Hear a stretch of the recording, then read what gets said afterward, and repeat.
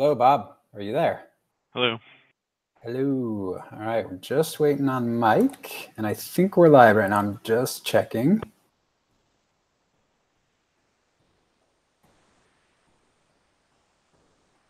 Yep, we are.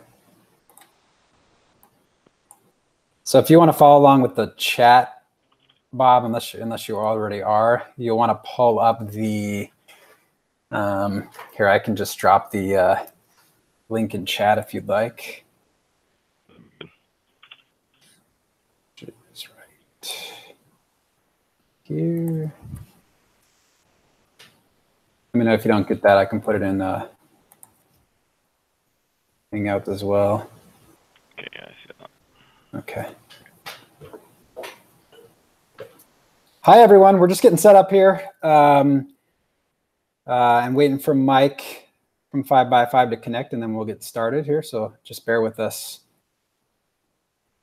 if you will.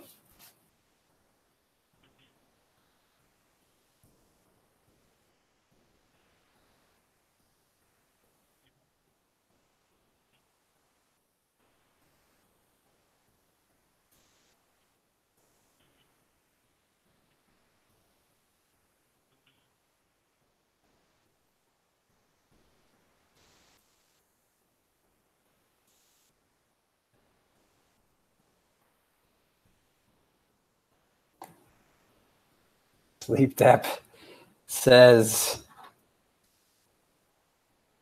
I got my phone charging and my headphones sync. Getting some chicken nuggets and Mountain Dew. Awesome. Living the internet lifestyle right there. Internet kid. Chicken wings and Mountain Dew. Chicken nuggets and Mountain Dew. I love it.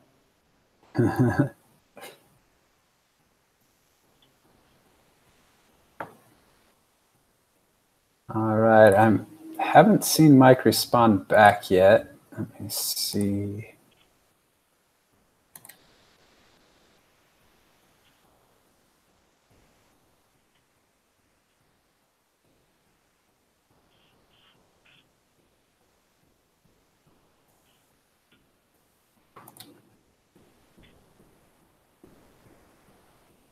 Let me try sending him the invite again.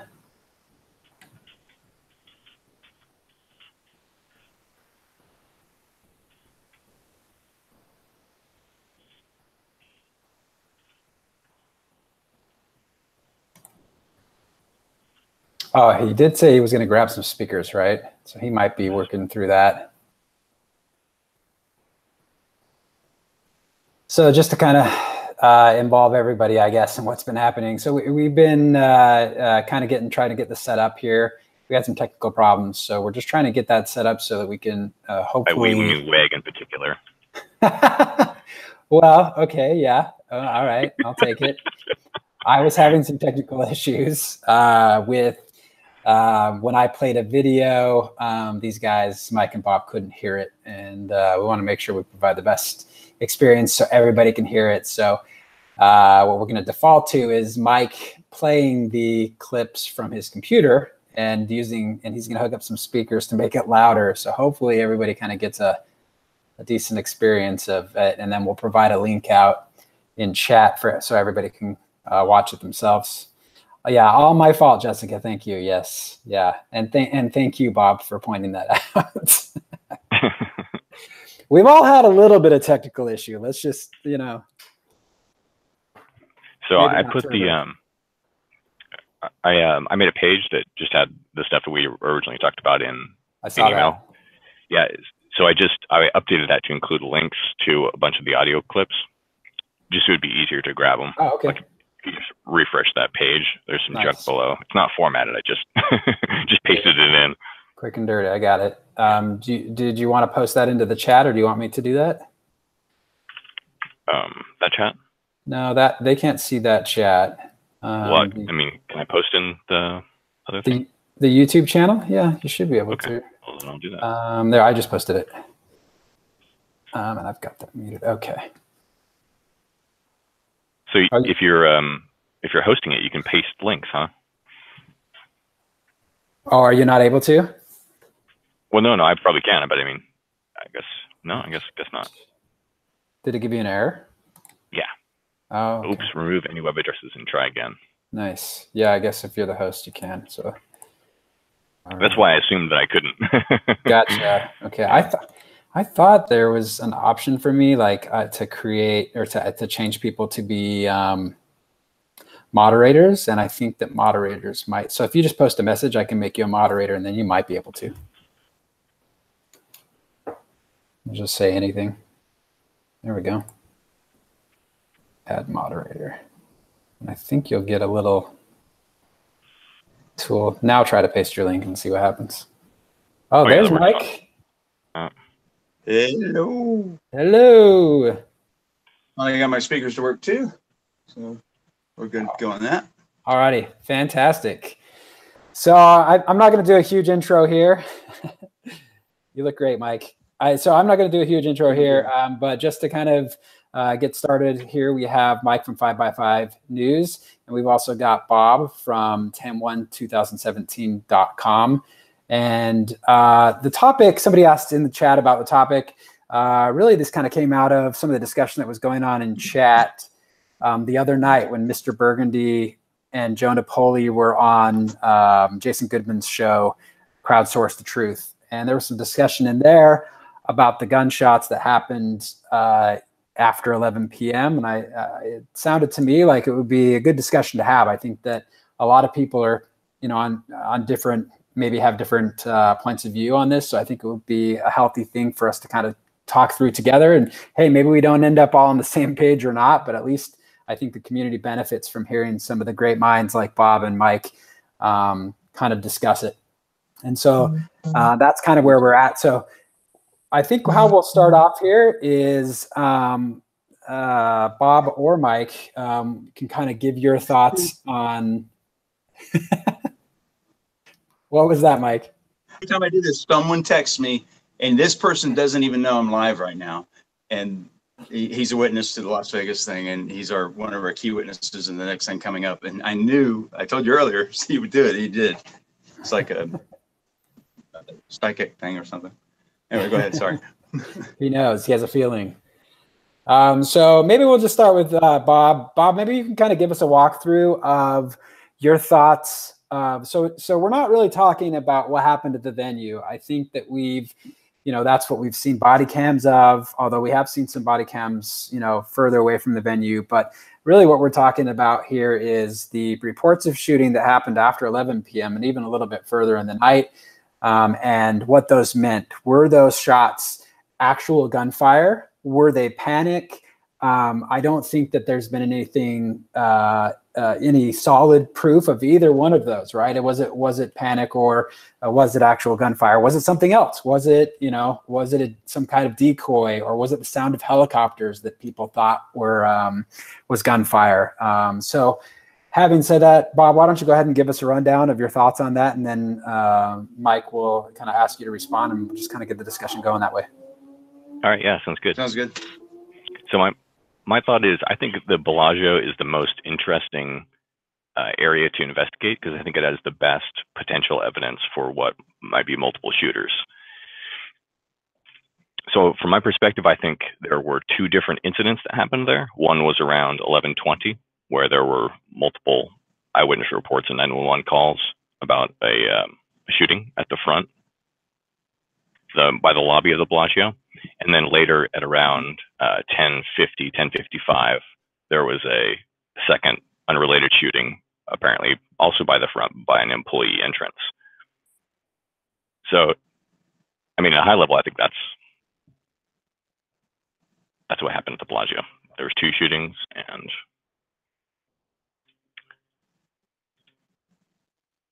there's various eyewitnesses, and then one calls and scanner audio and so on that go together with that. Mike, what are your thoughts on that? Have you looked specifically into the shooting reports at the Bellagio? I know there's some scanner audio there even from different points of view. I think not only hearing a shooter, but even some reports of seeing one, if I'm not mistaken. And Bob, well, I mean, Yeah, I took a look at, just earlier today at some of it. I've heard some of it before, but I have so much on my plate that it's very difficult that I'm given. But in this particular case, here's my thoughts. One, if we did have an active shooter at Bellagio, he has got to be one of the worst shots ever because no one was hit. And if you had all these people standing there and he was shooting and he was able to shoot glass, but apparently no one has the glass that he shot. No, there's no holes in the wall, and there's no one that's been hit. So if these people spent this much time to come up with this whole scenario of shooting out Las Vegas, and this guy was point blank range, essentially, from what I gather, could not hit a single person, then yeah, that just tells me right there, there's really nothing to follow. But let's say we did follow it. Let's say we said, okay, there were shots there or something. Let's find out what the most logical answer could be using Occam's razor or whatever scientific method you want to use. And what I found, because this isn't my first mass shooting, unfortunately won't be my last, but what has been the case before is when people are running away from an event where they've been fired upon, and my speaker may go out because someone's now dialing me. Can you guys hear me? Yes, we can still hear you. It's a little muted. I won't be able to hear you for a second, so I've got to take this thing off, because if someone shuts off my ability to hear you, so I actually have to go out and dial back in. I'm going to disconnect and reconnect. Every time somebody calls me, I have to do that. Okay. All right. So I'll be right back. Thanks. Let me try something here. So yeah, just for everybody in chat, I'm going to post. I got you. So I couldn't hear anything you said for the last minute or so. Oh, you're back. Okay. Yeah. I thought you were I have to hit the audio and tell it the source and not to use the speaker and all kinds of words. Just kind of like what we were having earlier. Yeah. All right. Yeah. So go ahead and carry on then if you'd like, Mike. Okay. Yeah. So what happens in these events, if you look at Pulse or if you look at 9/11 or all of these different scenarios, whether it's a mass shooting event or anything where people are injured, what happens is generally people will run from a venue. They'll run into the nearest 7-Eleven or hotel or whatever, and they'll say they've been shot, and then the person dials the phone number for 911, and next thing you know, we've got a shooting at that particular location, because that's the information as it transfers through different hands to get to the dispatch operator, who finally gets the call out to the officers. That is part of it. That's not all of it. I'm not saying that's the end all answer, but that is definitely one of the things that occurred that night. I agree. Mass hysteria. Yeah, mass hysteria. Yeah, maybe a little bit in there, but you can pretty much tell mass hysteria. That's when people run in and they start saying outlandish things like there's, I don't want to use the word helicopters, but that's a whole other subject. But we'll just say, people run into a building and say, I've just been shot, and the person thinks the person's standing outside the door about to come in. And that's not the scenario either, but people will have a tendency of, I don't want to say exaggerating, but under intense stresses that they're not trained for or they haven't experienced or what have you, that's going to happen. They're going to run in. I agree. And just got shot 5 feet out the door when in fact they were shot at, or the blood might not even be their own. It could be blood from someone else. Yeah, and they might not even know that, right? They might just be hyped up and not realize that they got someone else's blood on them, and they might think they're shot. Yeah, totally. I agree. It's all very real. Exactly. Yeah. Kind of like the lady holding her brains in her head and all that happened was the Pillsbury biscuits in the bag went off, which actually is didn't actually happen. No, but it's a good internet story. Absolutely. So anyway, that's kind of like a mix of things. It's probably a lot more dynamics than I'm given, because I'm just kind of like.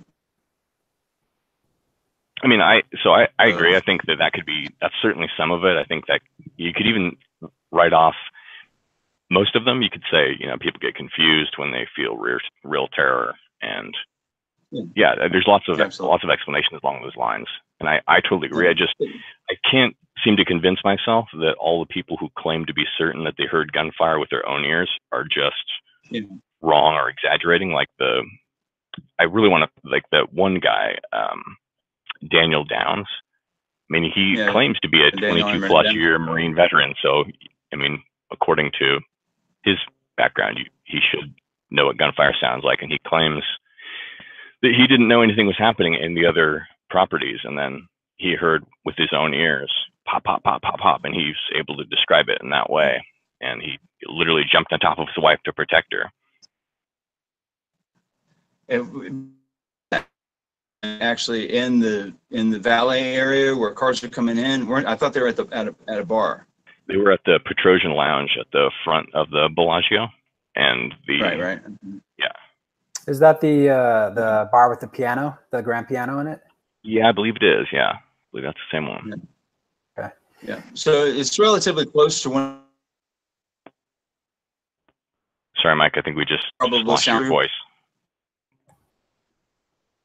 At all? We can hear you now. You cut out there for a minute, though. Yeah. Oh, okay. You know, they were obviously near an entrance, and so that sound that came through the door or the glass. I don't remember seeing the video of the glass on the ground. No, see that? They wouldn't let him get there. Unfortunately, they had the area blocked off. They immediately locked it down. Wouldn't let anyone get near it. Of course, right? Okay. Like almost everything. Like it's like we can't have the perfect piece of evidence for anything almost in this whole this whole ordeal. Yeah. That's why when I'm on location, I'll go through any.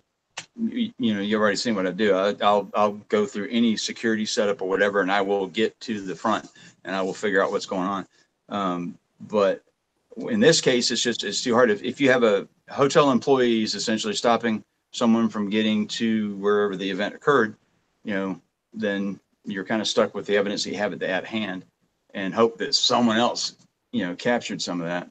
But I haven't seen it. Was there any other video of anything at the Bellagio, or just that one? So there's multiple eyewitnesses and 911 calls related to the two different instances. But as far as video, the only thing that I've seen is after the fact. There was, like for example, the Renee Downs video where around 11:30 or so, when the first lockdown happened, she recorded what had just happened and described it. But that's it. It's not like they didn't have their cameras out. They didn't know anything had happened. Honestly, they said that they were just having dinner and or having drinks. They were actually waiting for friends, I think, as it was. And then there was all the gunfire, and they jumped, and there's lockdown and so on. Okay. Well, unfortunately for that particular event, you have to go through a series of smell tests, so to speak, to get to the point where it's something you would pursue. One obviously is witness accounts, and everybody gets on me when I say what I'm about to say, but witness accounts are some of the worst accounts you can go by, but you have to include them. I agree. But in reality, you have to back that up with something or biased, which is obviously video, audio, various other ways to determine what happened. Evidence, wherever it is. So that's one thing you have to take into consideration. In this particular case, what I don't see is anything even after the fact showing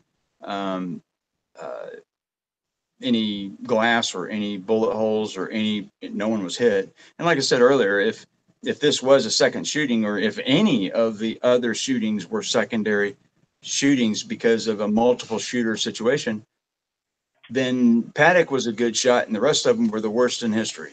Well, I don't necessarily agree with that, because you're assuming that you know what their motive was. You're assuming that their motive was to shoot people. Well, to distract. I feel I have an idea of the motive. Yeah, I feel I have an idea of the motive, but the thing is that what I'm getting at is that has nothing to do with motive. It has to do with the factual evidence of who was shot. If these people were shooting, what were they shooting at? Assuming they were shooting at people, because shooting at a building or shooting at glass is really not going to get any kind of point across. So I would assume that they were trying to shoot at people. But I mean, why make that assumption? Why why couldn't they just be shooting to make a distraction or who knows what, cause terror?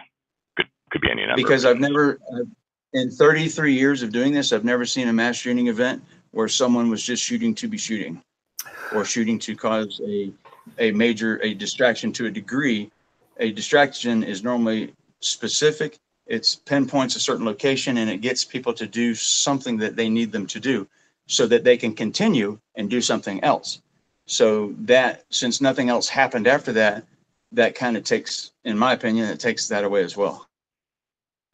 Well, one of my, it's interesting you would bring that up. I mean, one of my theories about this is, well, for me, there's just so much evidence of, not evidence, but so many reports of additional shootings happening later, right? And it's not like they got. I mean, maybe they did get. There was some confusion due to panic and people coming and bleeding and whatnot.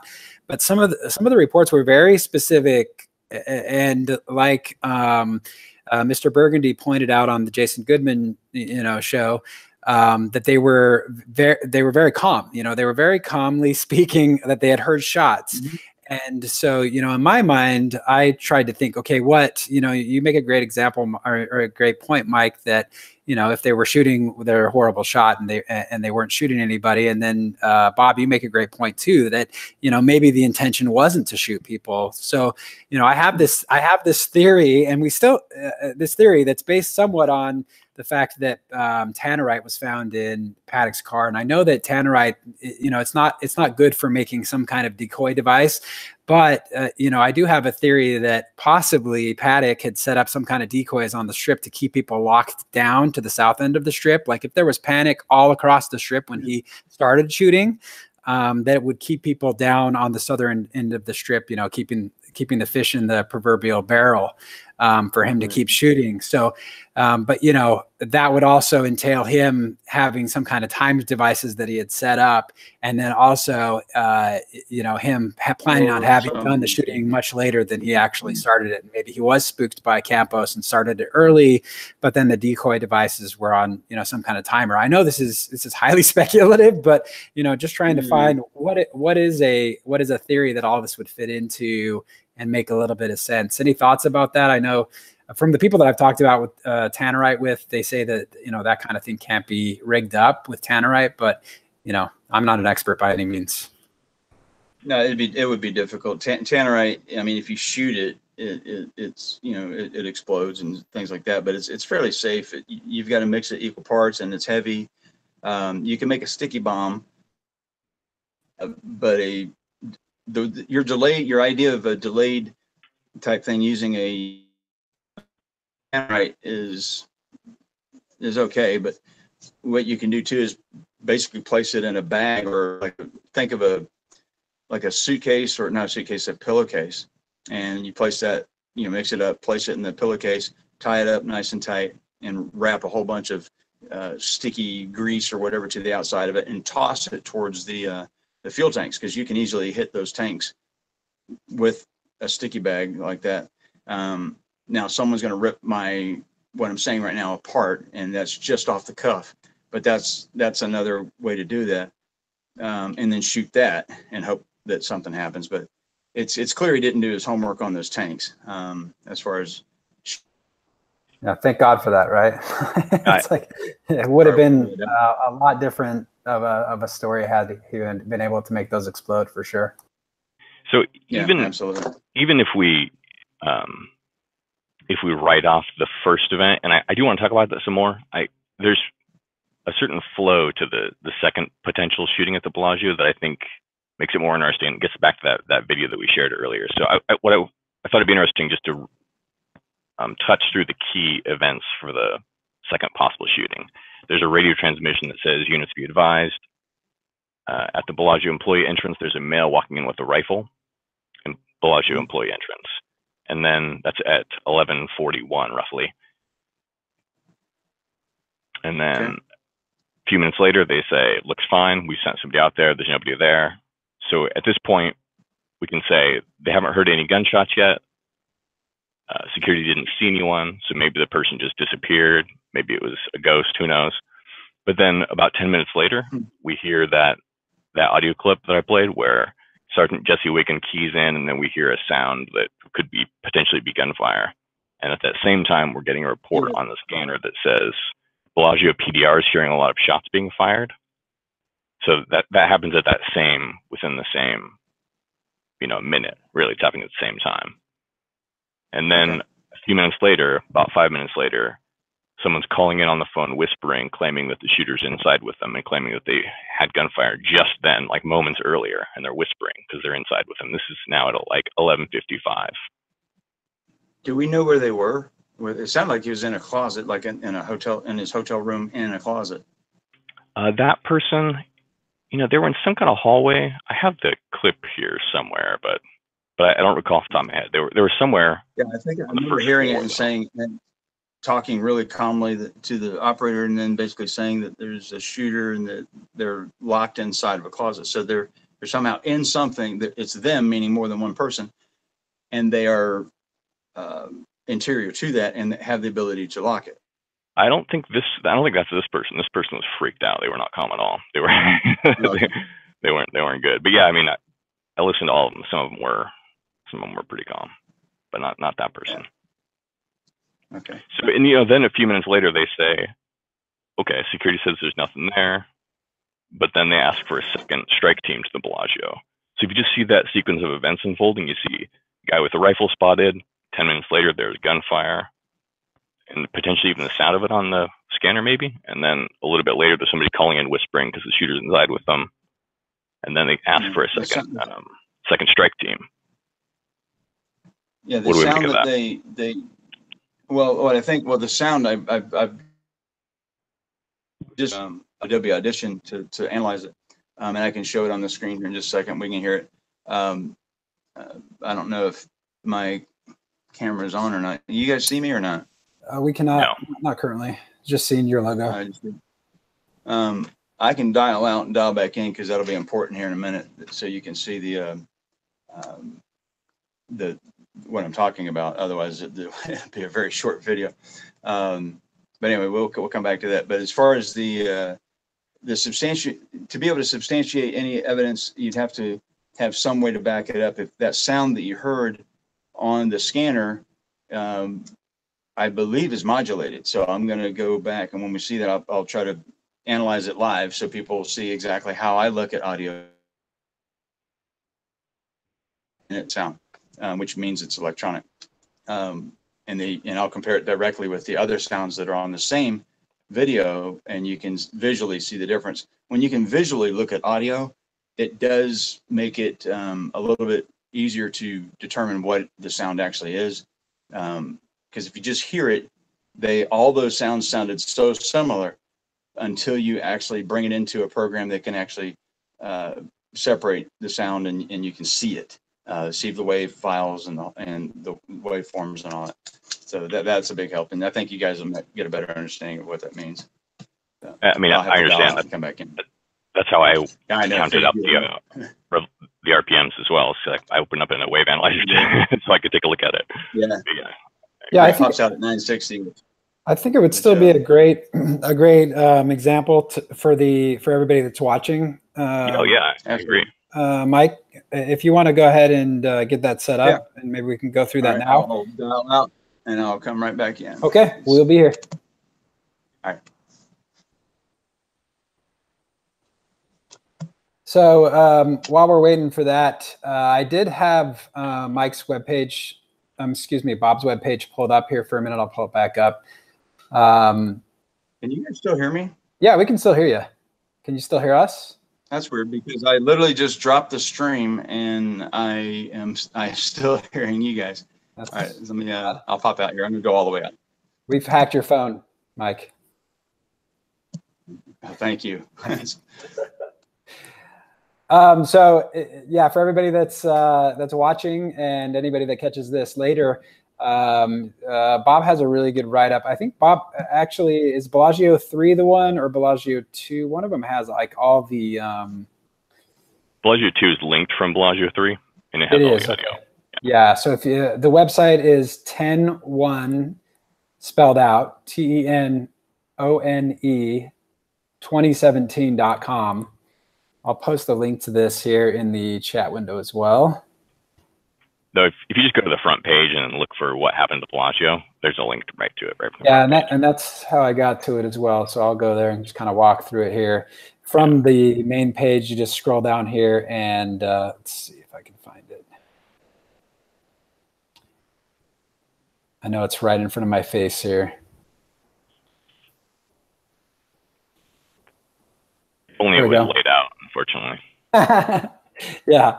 What happened to the Bellagio that night? So if you click this link and you can kind of walk through Bob's analysis of the Bellagio. The first time I read this, I was pretty surprised. And if you listen to the audio files that are included with it, it's pretty interesting. So I would suggest that everybody, if you haven't been there, go over there and head over there and check that out.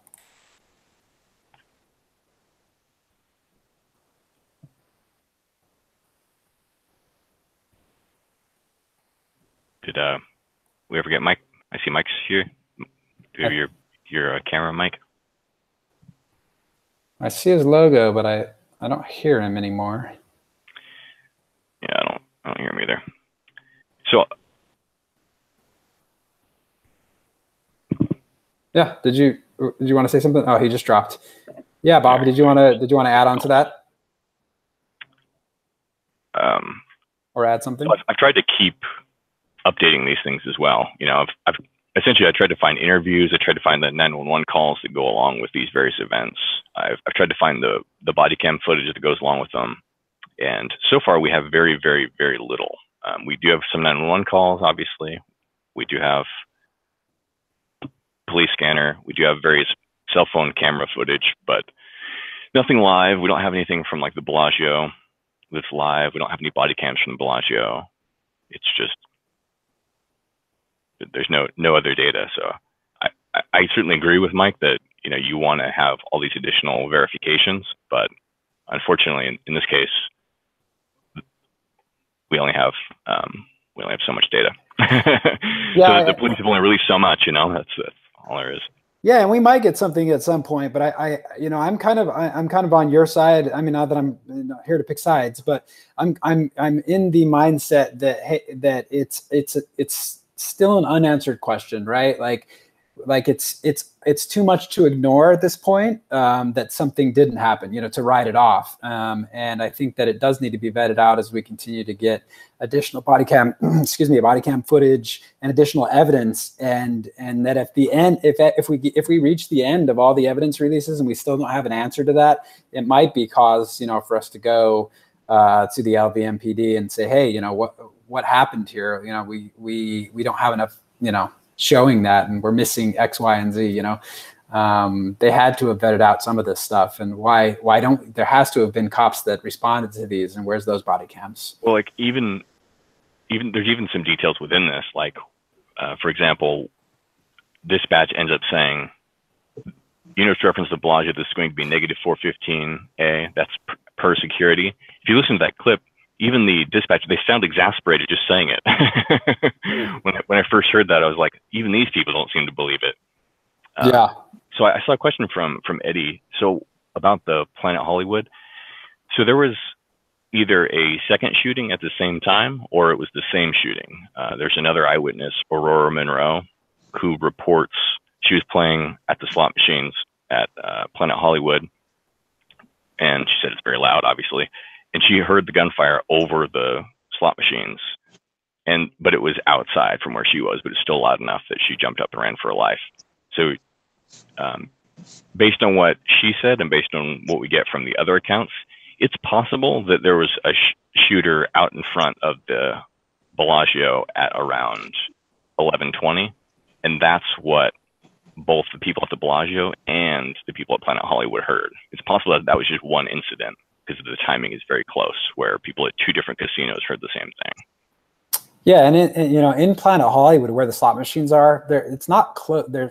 None of the slot machines are close to the Strip. You know what I mean? They're further in, so it would have to have been something pretty loud, even, you know, if the doors were open, to have, you know, reached back that far, you know, and be loud over these slot machines. That's just, you know, yeah, it's interesting. Mike, we see that you're back and we can see you now.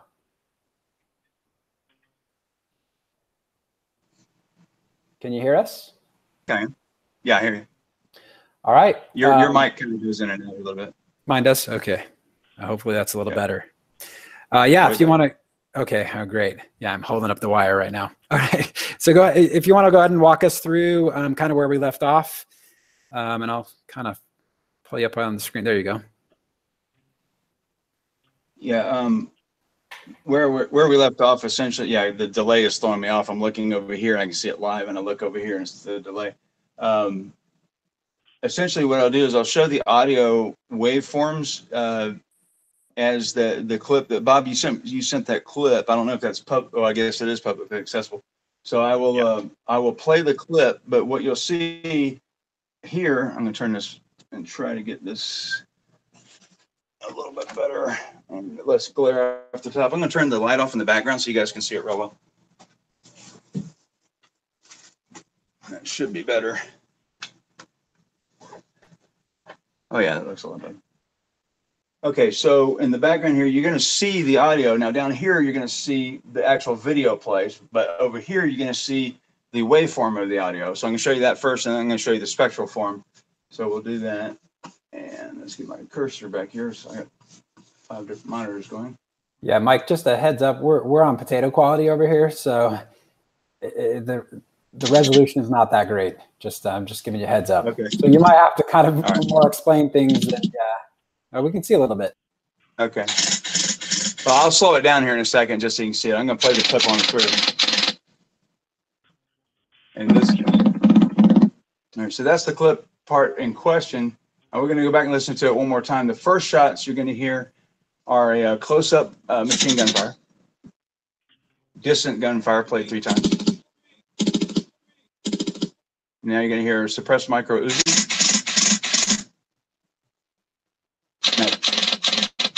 Mac 10, and now. So what we'll do here, now I'm going to pause this, and I'm going to go over to that section where that's at. I get the clip view here. Check this out. Yeah. Now this is what audio looks like when you look at. I guess everyone can hear me, right? You can hear me, Weg? Yes, we can hear you. You're muted, I think. Yep. Okay. All right. So this is what audio looks like on normal audio programs, the free ones that you get online. So what you can do with Adobe is you can actually delve into it at a much, much, much greater form, and we can get all the way into the actual, you know, dips and valleys of the left channel, right channel, how, you know, peaks that are only a 10,000th of a second apart, and take a look at the audio. So this is the audio of the sound just before the sound in question. Okay, and to the unaided eye, these are probably going to look very similar, but to someone who knows audio waveforms, you're going to see this is your gunfire from that one weapon, and this is a modulated waveform. And the way you can tell is because the way the dips and valleys are a lot smoother, and they're almost identical as you go across. So weapon fire is not going to be identical, bam, bam, bam, bam, bam, except for the first report sound. But if you look at this, and we'll stretch it out, kind of looks like a heart monitor. You know, when you're looking at an ECG machine, that's kind of what that looks like. And when we get using the same width, we're going to go back to, shit, I grabbed the wrong part. Now we're going to go back to the, see the difference? We got that difference here. Now we'll go back to a different firearm. See that? And we're at the exact same scale on the exact same thing. And now I'm going to go back down to the sound in question, and you see the difference. That looks like a heart monitor, blah, blah, blah. But I'm not saying it's a heart monitor. Someone's going to say, oh, he said the gunfire was heart monitor. No, I'm just trying to give you a visual reference. That's a modulated sound. Modulated meaning that it's electronic, and not at the actual sound of the weapon. So most likely what happened is... There's one caveat there, and you might be totally right about that particular sound. You might be very right. It certainly looks like that just from seeing the wave there. I did want to mention, I forgot to tell you this earlier, that the audio clip that you're focusing on, the important part, that's from like a really low quality it's from the scanner, and the quality of that is super low. So I'm just wanted to mention that may be a factor, by the way. Telltale signal. Yeah, we don't. Honestly, we don't have enough evidence to analyze it to the degree that we would need to proceed to take it into court. To do that, we'd have to know the scanner, the speaker, the recording device, everything that was used, and all of the possible errors that go back and forth. Just like when Mr. Visual does his videos, he will put up a reference for each camera or each phone that was used and the variances that the microphone has and so forth. So, and that's what we would have to do here. So this is a quick off the cuff, fast analysis. But even with my ear hearing it, the sounds modulated. It sounds too precise, too much like someone keying a microphone on a microphone whose batteries are probably going dead. Where you click a microphone, we've all heard that sound before, and for me, it sounds a lot like that. So I totally agree. That might surprise you. I totally agree. That was my first, second, and third assessment as well. The only reason why I posted that video and why I included it is because literally at that same time, they're reporting gunfire. And this is right in the middle of, it's sandwiched between someone saying there's a guy with a gun walking in and there's someone on the inside with a gun. So just the fact that it's sandwiched in between those events and there's gunfire reported at the same time and we hear it, I thought, maybe it's gunfire. So I pulled it out just for comparison. But I agree that it sounds more whose like... mic was keyed? Do we know whose mic was keyed? I think it was Sergeant Jesse Wiggins. Because he wanted to talk right at that moment. He was about to ask for who to talk to, but then right as he went to say something, then that happened. Okay, and so after that sound was heard, did he come back on and say shots fired, or anything like that? Yeah. Let's see. He did. So he said Sergeant Jesse Wiggins keyed in, and then we hear that sound, and then we hear from dispatch. Getting 415 Bellagio PDRs, hearing a lot of shots being fired, and then we hear more, and then there's a separate call. So yeah, they immediately, like right then, they say there's shots fired, like right as that sound comes out. Well, I'm referencing the actual whose ever mic was keyed when that sound was heard. The next time we heard from that person, did they say shots fired, or did they seem like they were following up on what they just heard that was shots fired, or I didn't hear from I didn't hear from Jesse Wiggins ever again, so I actually have no idea what happened to him. But they did request a second force protection team, a separate strike team out there. So I'm guessing that he was doing something with it. But anyway, it's really just because of those confluence of things, right? There's those various when you throw everything together, it does. Even the 3 shooters on the step building at the Luxor, I'll admit, when I first saw it, I was like, what the hell am I looking at? It was bizarre looking, and if you zoom in on it quite a bit, I mean, I'll admit for probably a minute or two, I was dumbfounded, like trying to figure out what in the hell I was looking at. And that was because that person had zoomed in only on that video and you never even saw the helicopter at that point. And I was like, okay, let me find the original video, which takes about 30 seconds and to find. If you watch a video online, you can actually, on some cases, if you have the right plugin, right click on the video and click on it to find the source, and it will find every variation of that video that's ever been played on the internet. Just like you know, the audio, like Shazam. Remember Shazam? You could play like a split second of a song and it knew what song it was. And they do the same thing with video. It's a little bit more involved. And you can go back and find the first iteration of when that video was put online. And then that kind of, you know, that's a quick way of doing some investigative work to find out who is the actual source of the video, just like Ace is Wild and the people, you know, thinking that that was the source of the video that Hoover bases his entire existence on, the first 9 seconds of that video, which was actually Carlos. I won't say his last name. I'm going to keep his last name private. But Carlos is actually the source of that film. It was shot with a GoPro mounted to his head. So there's a lot of things that if people just take the extra little step, which is, I guess, why we're on the scene, I guess, to do the research. And then, when you get that information, you go, oh, okay, that makes sense. And Bob, you're really good at that. Yeah, appreciate that. I also maintain multiple mutually exclusive, like contradictory possible explanations for everything. So I'm never like married to this one or that one. I'm always trying to debunk this or that. And I think that's good because it makes you more interested in what other people have to say, like how do they view it. Yeah. But yeah, I mean, I certainly, there's been the helicopter stuff. I think there's only one interesting thing in the whole, two things about helicopters that I think are interesting, and has nothing to do with Uber. One is the aircraft that shows up as an airliner and then disappears. The one that seemed like it was hovering and then disappeared. I don't know what that means, and I don't have enough data to say anything more about it. But that was one thing I thought was interesting. And the other thing was this subject spotted on the helipad. There's no other mention of it on the scanner, but there's just this one out of the blue mention of somebody on the helipad, and I just want to know what that means. Yeah, that one I think I've heard that one, but I don't remember the circumstances surrounding it. But as far as 10:49, it's about 10:50 roughly. Be advised, there's a subject on the helipad. Who was the dispatch for that? Was that ATC or was that the police channel? This was on the Enterprise, the public main radio channel. Okay. I didn't know because ATC. I was thinking it might be an air traffic control channel. Okay. No. This was on the Las Vegas main radio channel.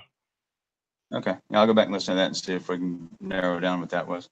The other thing, the only thing about the helicopters or anything having to do with anything in the air is the moment that people are relying on flight aware or any flight tracking software, is you can't take any of it into court.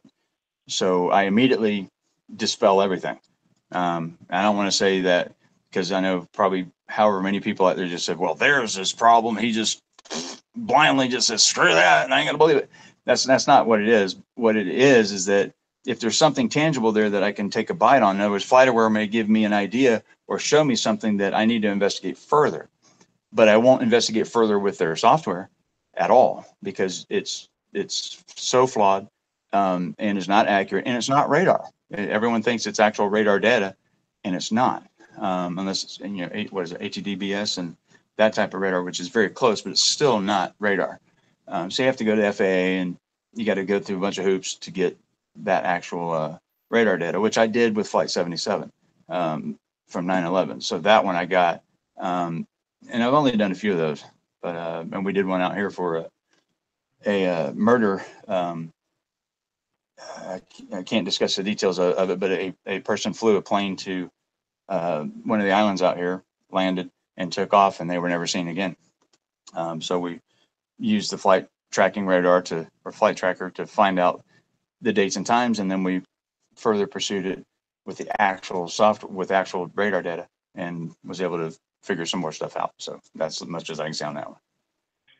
But yeah, I'm with you, broadly speaking, about because the data is generally unreliable on like FlightAware. It's a source of potential like leads, things to go dig into, but the data itself is really isn't that helpful. Yeah, I mean, it did help for debunking Uber a couple of times, but but other than that, not real helpful. Yeah, Hoover's, we won't go there. But in the beginning, Chris and I worked quite a bit together. We were bouncing ideas off each other and just having a little fun. And I want to say fun in this scenario of making it sound like it's a bad thing, but fun together meaning working together with two polar opposite belief systems and what's going on here. And we would battle back and forth. We would argue. He's like, "What do you mean you can't see it?" I'm like, "Look, I'm showing it to you." I said, "Yeah, you're showing me a dot on a screen, on your screen, from a dot that's on a screen somewhere else that's made by software." And he says, "Yeah, that's what I'm showing you. I'm trying to tell you that that's the helicopter doing this or that or whatever. What is it doing?" I said, "It's a dot. It's a dot moving on the screen. That's what it's doing. It's not a helicopter. It's just a dot that software said, okay, I think it's here." And then all of a sudden it popped out in the desert somewhere and things like that. But it's software, and trying to us going. Finally, I think we got on the same page as far as understanding the thought process he's going through to present evidence, and then the thought process I go through to present evidence. and there are two polar differences there. But at the same time, I didn't dispel his evidence. I said it is there. You can use it on the internet, but you can't walk it into court. And that's where I try to, everything I do, I try to get it to a point where it's tangible enough, it's real enough, and it's evidence that can be supported in a court case. And that's why I don't have all these videos. I don't have a bunch of videos and stuff like that up. It's you know, that's not I would love to see. I would love to see that what you come out of on the other side with respect to the Bellagio stuff. I mean, because I could keep feeding you little tidbits, but I'd be really curious to know, because I think there's something there. I mean, there are too many different people saying similar things, and again, I could write off even most of them, but when there's a Marine who jumped on his wife saying he distinctly heard the pops, I don't know, man. That one's like that's something I agree. You have to look into. But anyway, you got to wonder. And the other thing too, when you look at evidence that's like this, especially evidence from a personal cell phone or what have you, and that evidence has been put online, and then it's made its rounds, so everybody's pretty much copied it and put it on their own pages. What I like to do is go back to the source and re-interview them and say, hey, do you know, I know all these things happen, and they're in the heat of the moment, we tend to think one direction, and then the next day reality starts kicking in. Do you still believe that your video is this or that, or showing this and that?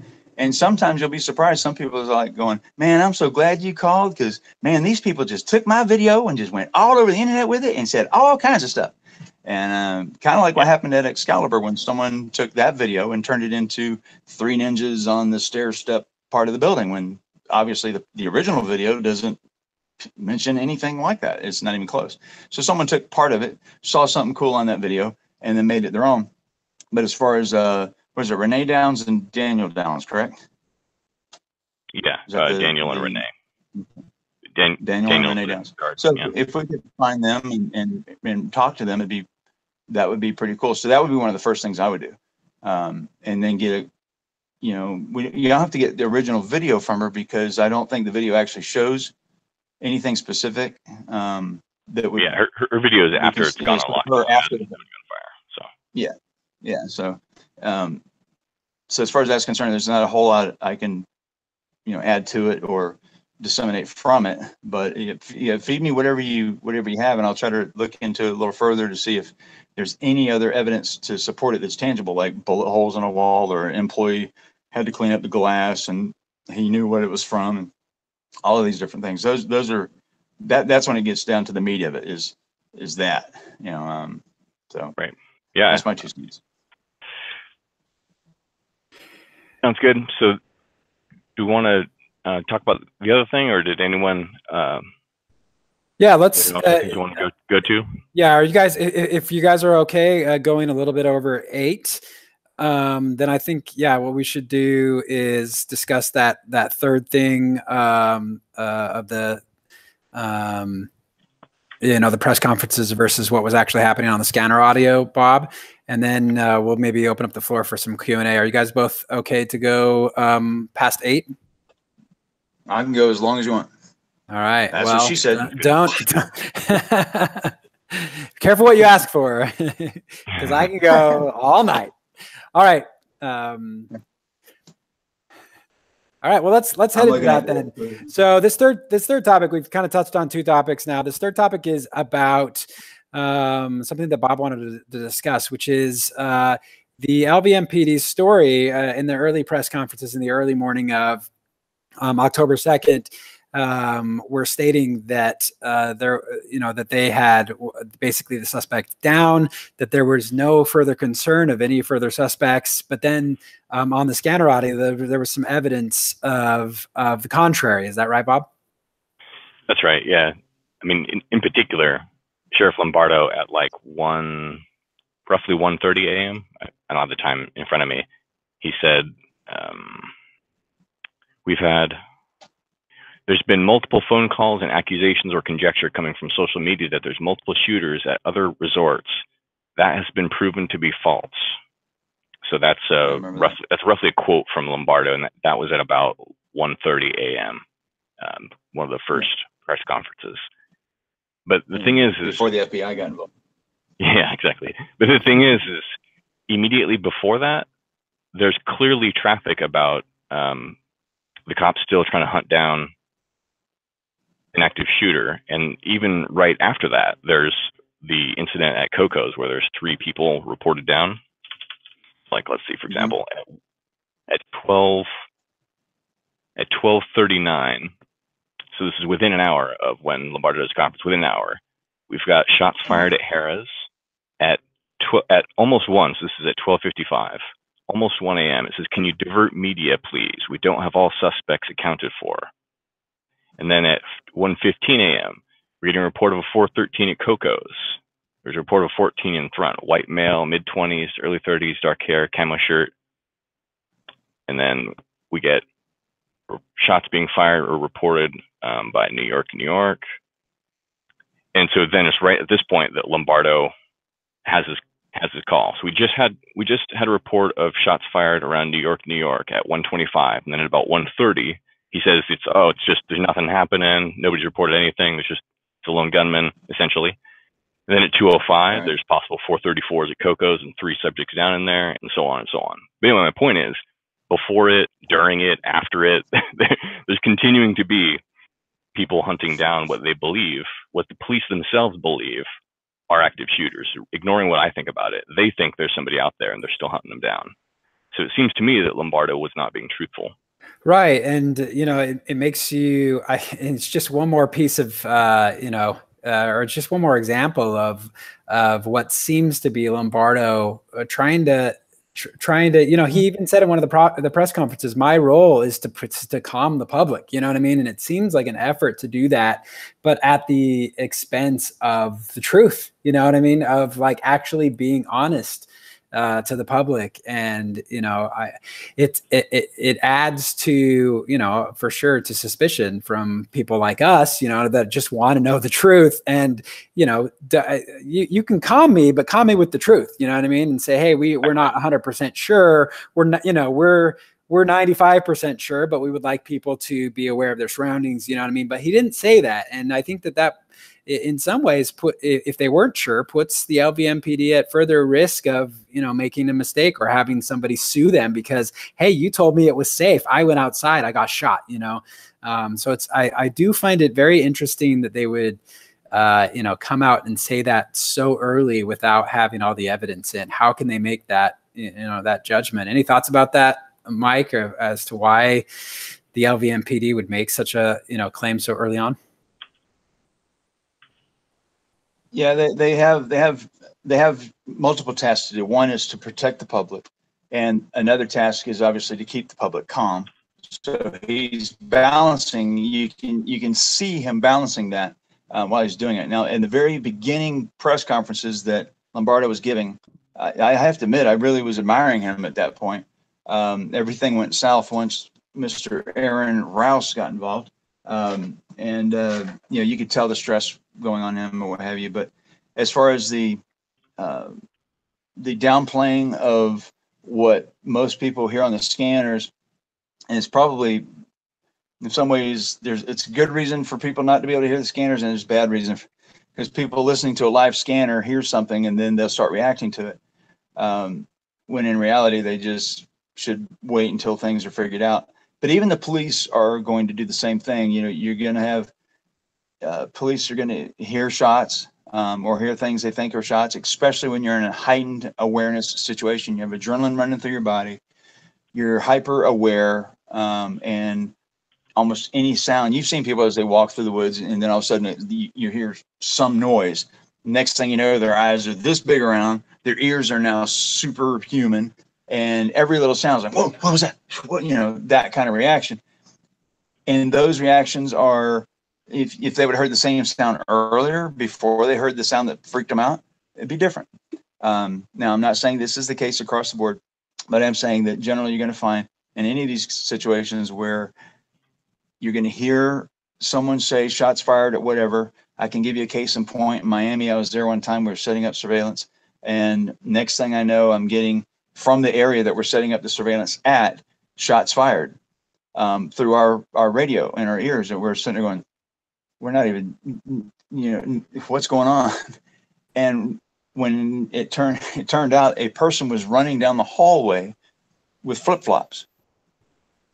And the person on the dispatch side hears this open comm check, and with the open comm check, they're hearing it, and they think shots are being fired, and because someone's running down a hallway with flip-flops on. I totally believe it. I think that sort of stuff happens all the time. Like you said, I mean, if you listen to any active situation on any police scanner, you get something similar happening almost every time. I mean, that's I think a pretty well-known phenomenon where people they misunderstand sounds or they freak out. No, I mean, I'm with you. I totally agree with that. Yeah, I'm getting poked in the side by a truth seeker here. No, I'm not implying or saying that everyone's a liar or the firefighters are liars or people that are trained for these circumstances are liars. I'm not saying that at all. What I'm saying is that a lot of times things are misinterpreted for whatever reason as being something that they're not. And that happens a lot more often, especially in these types of situations where you have everyone is on the edges of their wits, and they're looking around, and any little thing that's off, maybe, I don't want to say the word exaggerated, because it doesn't matter what I say. Someone's going to rip it. I probably can look back over here and see it's already ripped. Well, but, I mean, you make a good point. Like people were hypersensitive, right? And so when things happen, like somebody comes into the Bellagio and they're bloodied, or they've just come from the venue and then they hear something loud, it's possible, you know what I mean? Or it's plausible that they, because of that heightened awareness, heard something that normally they wouldn't have thought was gunfire. But instead they did. But I think the point and what's interesting, what I find most interesting about the Bellagio and about Planet Hollywood and some of the other reports is that it was like not just a few people, right? It was just a lot. It was a lot of people that thought that, and for everybody to kind of have that hysteria all together, it seems a little outside of it. It seems like it needs to be explained, I guess, is the best way to say it. You know, I don't think that it for sure means there were shots, but it for sure means something happened where multiple people thought it was gunfire, and why, you know, and I think that needs to be answered, you know. Well, the other thing too is that people are living inside that moment. We as Monday quarterbacks, whatever you want to call us, everyone, myself included, is a Monday quarterback right now. And so we're analyzing things, but some of us are analyzing that moment in time, and they're not going forward or backwards. Here's a classic case in point.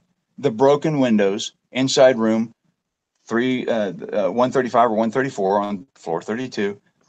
People saying that the windows weren't broken out during the shooting. Okay. Yes, they were. The windows were broken out before he shot, and there's too much evidence that proves that. But because they hear the body cam footage of the guy saying there's no window broken, they have taken that and they have created an entire conspiracy based on that one officer saying those words, which were completely taken out of context. And but to be that clear, officer that was not saying there's no broken.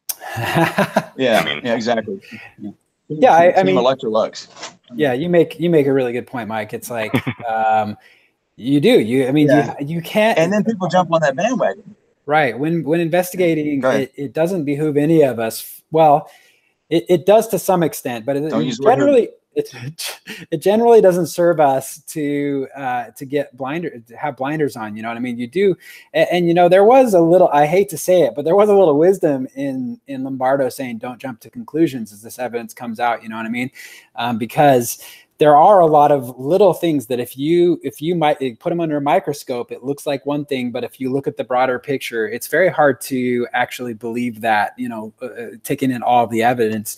But when you look at one thing and somebody says, we're not in the room with broken windows, and then you just ignore everything else that happened prior and to and after that, you know, it's seems like, well, that's probably true. But look at that team's actions, you know, right after that. If they did not find broken windows, were they on the hunt? Was there further scanner traffic about trying to find the room with broken windows? No, they had, you know, like all the evidence points to that there was a moment where they didn't find the windows, then they did find the windows, and then it was kind of buried for them, you know, or it was settled for them, I guess is a better way to say it. But it's easy to get those blinders on when you're, you know, kind of wishfully thinking something will happen rather than looking at it from, you know, and that was Corey was on the radio simply asking for someone to check this other window to see if it's broken as well. And that's when he's saying there's no broken window. And you can see seconds later, the guy is virtually leaning out. Oh, I'm sorry. I don't know if it's any better. In the other circumstance, you can see the other officer virtually leaning out the window that is broken. And so, but they just completely overlooked that. And then this whole thing is about no windows are broken. And next thing you know, there's a whole nother, it's every 2 or 3 days. If one theory is pretty much pushed to the side, then somebody goes back and they find something, and then like Hoover. Mike, and, I can't make out what you're saying. Is it just me, or is that everyone? No, I can hear him just fine. I think it might be you, Bob. If you want to reconnect or something. Yeah, I'll disconnect. I'll be right back. Sorry. Okay. Yeah, let me just say one thing about that. Estimate your computer's 7 years old, Bob. Yeah, we established that. So, you know, one thing about that is, I mean, it also helps in investigating to shift your perspective, right? So let's shift our perspective to Paddock was set up. Well, if somebody set him up and there was helicopters, why wouldn't they have broken the windows? You know what I mean? Like, would they not have gone that extra step to make it look like the shooting had come from there? Of course they would. You know, it would create so much suspicion to not have the windows broken. So if you shift your perspective to, well, if it was a setup, why would they not have broken the windows? You can see that it's silly for them not to have broken the windows, even if it was set up. So it really proves nothing. Even if, you know, it's beyond it's comprehension for the windows not to have been broken. And it's a disservice. I don't want to say a disservice. I'm using an improper term, but it really goes against every grain of my body for someone to just report something that they know is false, especially they're reporting something that was identified and clearly given to them, and then they continue to run with the previous story. There's several guys that are on here doing that, and after a while, you just totally you have to tune them out. And then somebody says, well, blah, blah, blah said. And if Hoover says anything, I don't really care, because every video he's shown practically is wrong. I mean, almost every single one. Even his entire existence is based on 9 seconds of a video that he didn't even know who took the video. Yeah. I mean, I think that the problem is worse than that, because there's instances where they've quoted things wrong, where, you know, they quoted as being above and it was below, or they misidentified things, and they, as far as I can tell, don't correct anything. So I think we have to. Yeah, I want to be careful, guys, that we don't create any enemies here.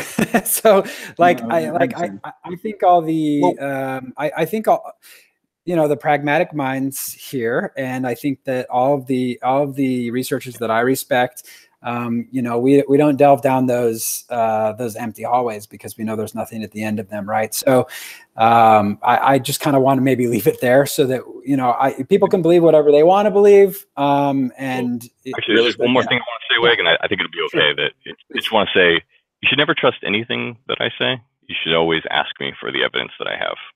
Yes, and that the way you just said that goes to show your commitment to the truth, because, you know, I've asked, I won't name them, but somebody came up with some graphical information on one of their videos, and I asked them directly, hey, will you publish this information so that the community can vet it out? I think that's healthy.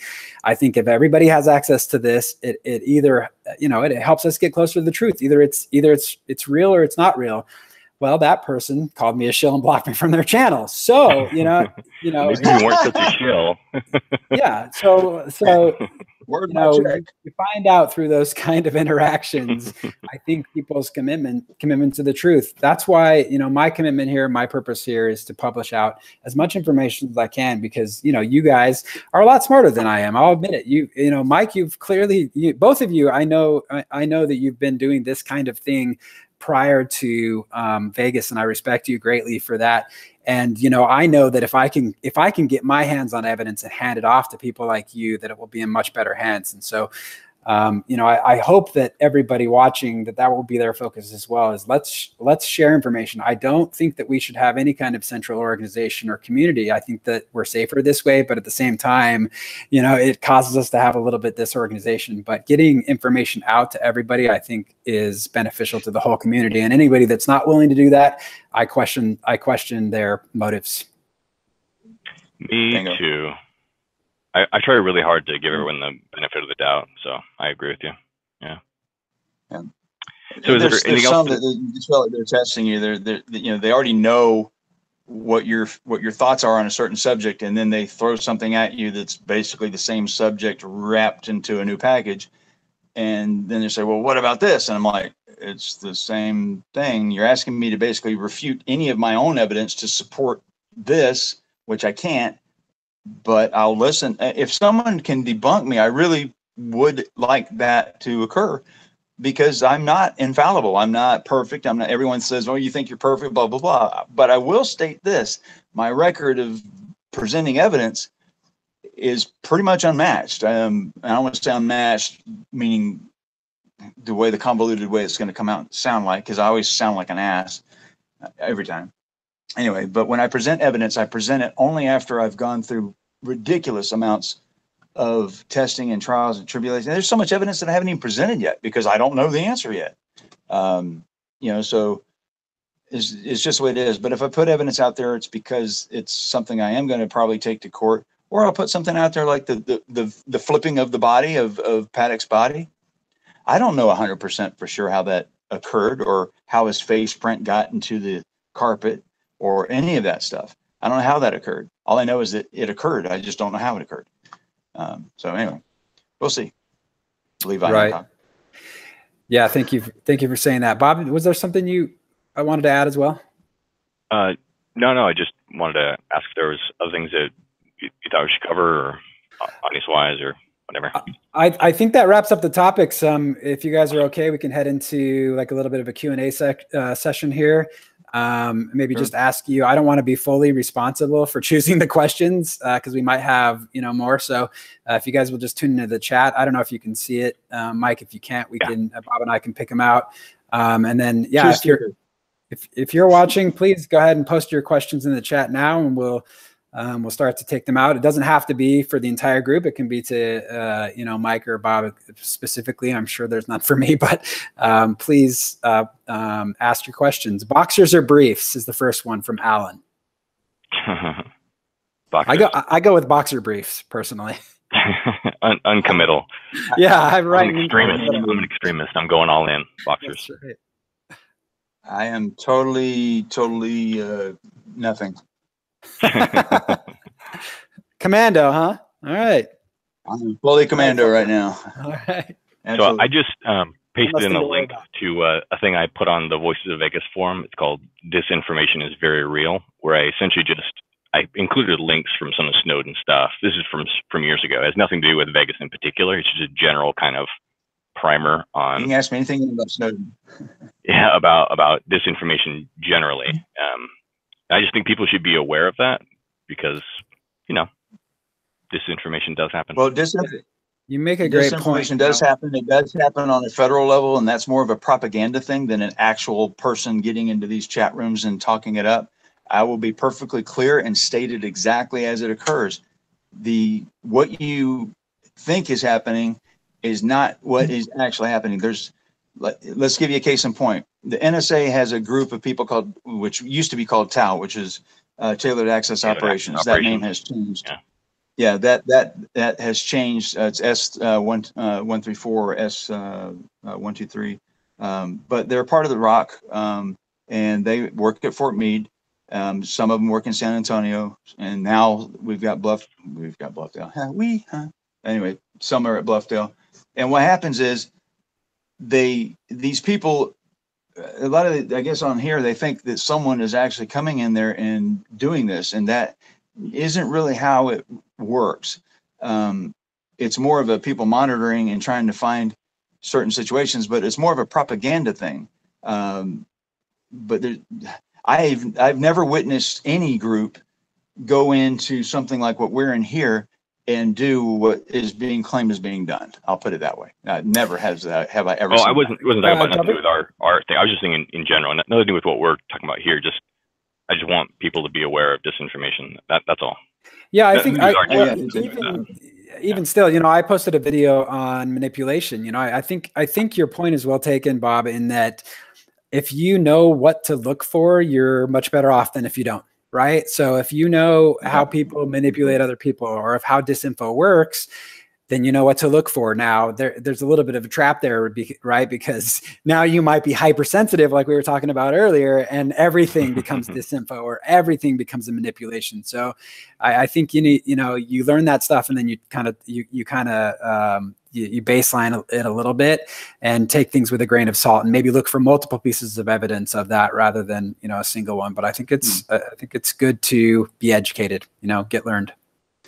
Absolutely. And the other thing too is to learn to look for patterns. The thing that you do whenever you're in the intelligence, or whether you're surveillance or whatever, if you try to look for patterns, and that's how you start seeking out people. You'll figure out who someone is based on in what's called a graphology report, which is the study of handwriting or text, or even online. And you'll see certain people do certain things, and then you'll see them come up with a sock account. Sock account is simply another name for having a fake account. And that person will have a conversation with themselves, but you'll see them use the exact same words, misspell the same word each time, or all these different things. But it's one person being 3 or 4 or 5 people controlling or putting out whatever it is they want to put out. That's a classic disinformation tactic, but it's normally done by trolls, and normally done by people with a lot of money and a lot of free time. Yep. Bad combination. So there was a question about an owl outside of Stephen Paddock's place. I'd never even heard of that. Yeah. So I can't comment on it, but there was apparently an owl outside of it. Oh, I'd like to know what that is. Yeah. So Sleep did some right research on this. Yeah, so maybe he can type it up, but there was it's a DVR camera that was sitting on Paddock's porch. My question about that was the owl put there by Paddock, or was the owl put there by the FBI or somebody else to, you know, kind of monitor traffic at his front door? And that I don't know, because I don't know if we have any. What was that? Ask the mailman. I've interviewed so many. That's actually a great idea. I've asked the mailman in almost every case I've ever been in. The mailman seems to know what's going on at the doors. Yeah, they would definitely pick that up. Yep. All right, let's see what we got. We got some other questions here. Does Mike live in a bunker? Yes, absolutely. Okay, I wanted to know the answer to that one too. No, I'm at my well, people have seen on Inserv that I've walked around with the camera and stuff. I'm just at my warehouse. Gotcha. The supervillain warehouse. So what happened to the hard drives? Was another question that was from a long time ago, or from Phoebe Beach. What happened to the hard drives? I don't know. As far as I know, the last report on those was from the FIT report. Does anyone else know any different? Has there been any update on the? Nope. Yeah, there's no update on the hard drive. The only thing I can think of is that at the time he got rid of the hard drive, I literally walked around that building after I did the calculations on the glass.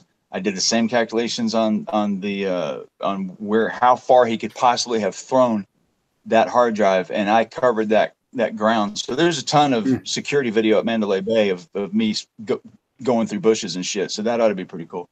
But I'd like to see that. I want to see that. Yeah. It's actually weird because I'll go back and when I was at the where the CCTV video was taken out, you kind of just lose your thoughts and don't think that you're on video all the time. So you catch yourself doing things, and you're like, man, you know, you're actually on surveillance. You're actually going to see yourself do this, and I'm the only one with it. So I'm thinking, man, I better bury this one, you know, whatever. Pretty crazy stuff, but yeah, it's as far as the hard drive, they know when the hard drive was removed from the laptop. I don't have that date. If I would have that date, I could help narrow down where it's at, but I'm going to guess that it's somewhere between Mesquite and Las Vegas. He probably just tossed it out the window while he's driving. I doubt he tossed it out the hotel room window after he busted through it. Yeah, just what we know about Paddock, right? He was a little bit of a control freak. So I would think that he did something to dispose of it properly. And two brothers had, you know, porn on their computers. You know, you know, Bruce didn't talk to Stephen for a long time, and even when he did, it was very short. Even Eric's relationship with Stephen was somewhat, you know, restrained or whatever. It's not like, you know, they called each other every day. So the dynamics of the family kind of, you know, put a damper on us getting a lot more information a lot faster, because Eric didn't know, you know, and Bruce had his own issues, and then his child porn issues. And the next thing we know, Stephen's got child porn issues. And are the pictures the same? Were they sharing pictures? You know, those kind of things come to your mind, but apparently not. So. Well, I mean, those are just claims. The charges were dismissed, so unfortunately we don't know. Against Bruce, right? Yep. Yeah, they're never adjudicated, so it's just a claim. Yeah, true. Let's see what else we got here. So Mike, a question that you may just have a random answer to, or just give me a thoughts on it. There was I want to say it was RT28. Yeah, so there's a mention on the police scanner where RT28, I don't know who that is, it's one of the teams, I guess. It says, we were advised not to move the cameras, but we are monitoring them. And I believe I believe those were cameras by the T-Mobile. Police had sent some of their officers to a T-Mobile command center to look at these cameras, which apparently oversee much of the critical area. And I think that's the ones they're talking about. But there's some of them they didn't want them to move. And to me, that just sounds suspicious. Like, the only reason why you don't move cameras is because you don't want them picking up certain things. I mean, maybe agreed. And I think it was, I think part of it was the investigative process after the fact. There was a command center that was at the venue. I can't remember the name. I think a female was actually running it, but I may be wrong. Maybe one of the readers here or listeners will know. But the command center was there. I know it had a minimum of 7 monitors that was inside it, which means a minimum of 7 cameras were being monitored, but most likely each monitor would probably be connected to a minimum of 3 or 4 cameras. And the venue did have cameras placed throughout it. And if you notice, we have not seen any video from any of the security CCTVs that were inside the Vegas Village. So that's footage we don't have. And it may be that it's, it may be more gory, or it could be, whatever the reason is. But that's not for them to decide. That's for us to receive as investigators, actual investigators that are in this. And I'll just tell everybody straight up: no one has received it. There's no secret collusion or anything going on anywhere other than the FBI has it, and it's part of the discovery process that is asked for. And to date, there's been no footage from inside. So. Well, I should keep pushing. I'm certainly eager for film of inside the venue. I think would be very interesting. Some of the Mandalay Bay would be very interesting, but also just Bellagio, I think would be very interesting during certain key times. I think that'd be very interesting. Absolutely. And the good thing about the CCTV video is, because even though you may have a PTZ camera, which is pan, tilt, zoom, PTZ camera is going to move around, zoom, just like we saw on especially the one that was mounted on the side of Mandalay Bay. And I think Ron Burgundy hit nail on the head, because he was saying exactly what I was thinking. When this guy was panning this camera around. I'm like, is this guy a moron or what? He literally was going absolutely around everything that needed to be looked at. They're like, it was avoiding, the areas of interest, right? It was like it was on I saw that purpose. too. It was I like, saw that okay, too. Even it's like they programmed that camera to not go in that certain location. He'd get near it and he'd start to zoom in, and it would go bzzz, and it goes off some other direction. You're like, what the? And it was so frustrating to watch. Yeah, it was surprising to me how little of the aerial, like the airplane surveillance showed the actual venue, and also the helicopters kind of skipping over the Mandalay Bay as well, you know? Yeah, let's look at some of these questions in here, because they're people are going to get frustrated if we don't answer their questions. So I just saw one go by where Marie had a question, and I don't know what the question was. I'm trying to go back and see it. Is my question not showing up 8 times now? Let's find her question. Let's answer it. Where is it at? Okay, Mike Turber, you said a few days ago, by today, you and your team will be revealing motive, more evidence, and NGM will hate life. Also, you said it would be on CNN by today. Yes, it was supposed to, we were supposed to have that out by today. The snafu was a vetting, part of their vetting process, whereas one of the entities that we are going to, or one of the things we're presenting was vetted properly, no problem. But the unfortunate thing is the other one could not be vetted because his information is on lockdown, his name being Stephen Craig Paddock. And I'll tell everybody a little bit more right now. We need to know at a specific date where Paddock was. If Paddock was at a certain location on July 6th of 2016, so there's your date. That's what we need to know. Where was Paddock on July 6th, 2016? If we get that information and it matches the other information that we have, then we will push that forward. We won't push it forward until we have that. Do I have the motive?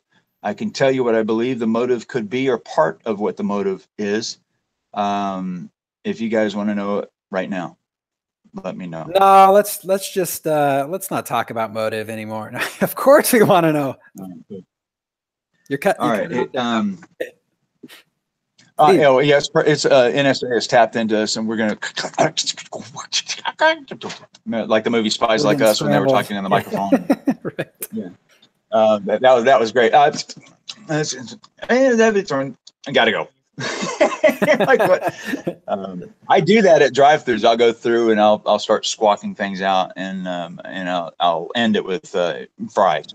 And they're like, "Hey, sir, can I take your order?" Yeah, I want to have a squawk.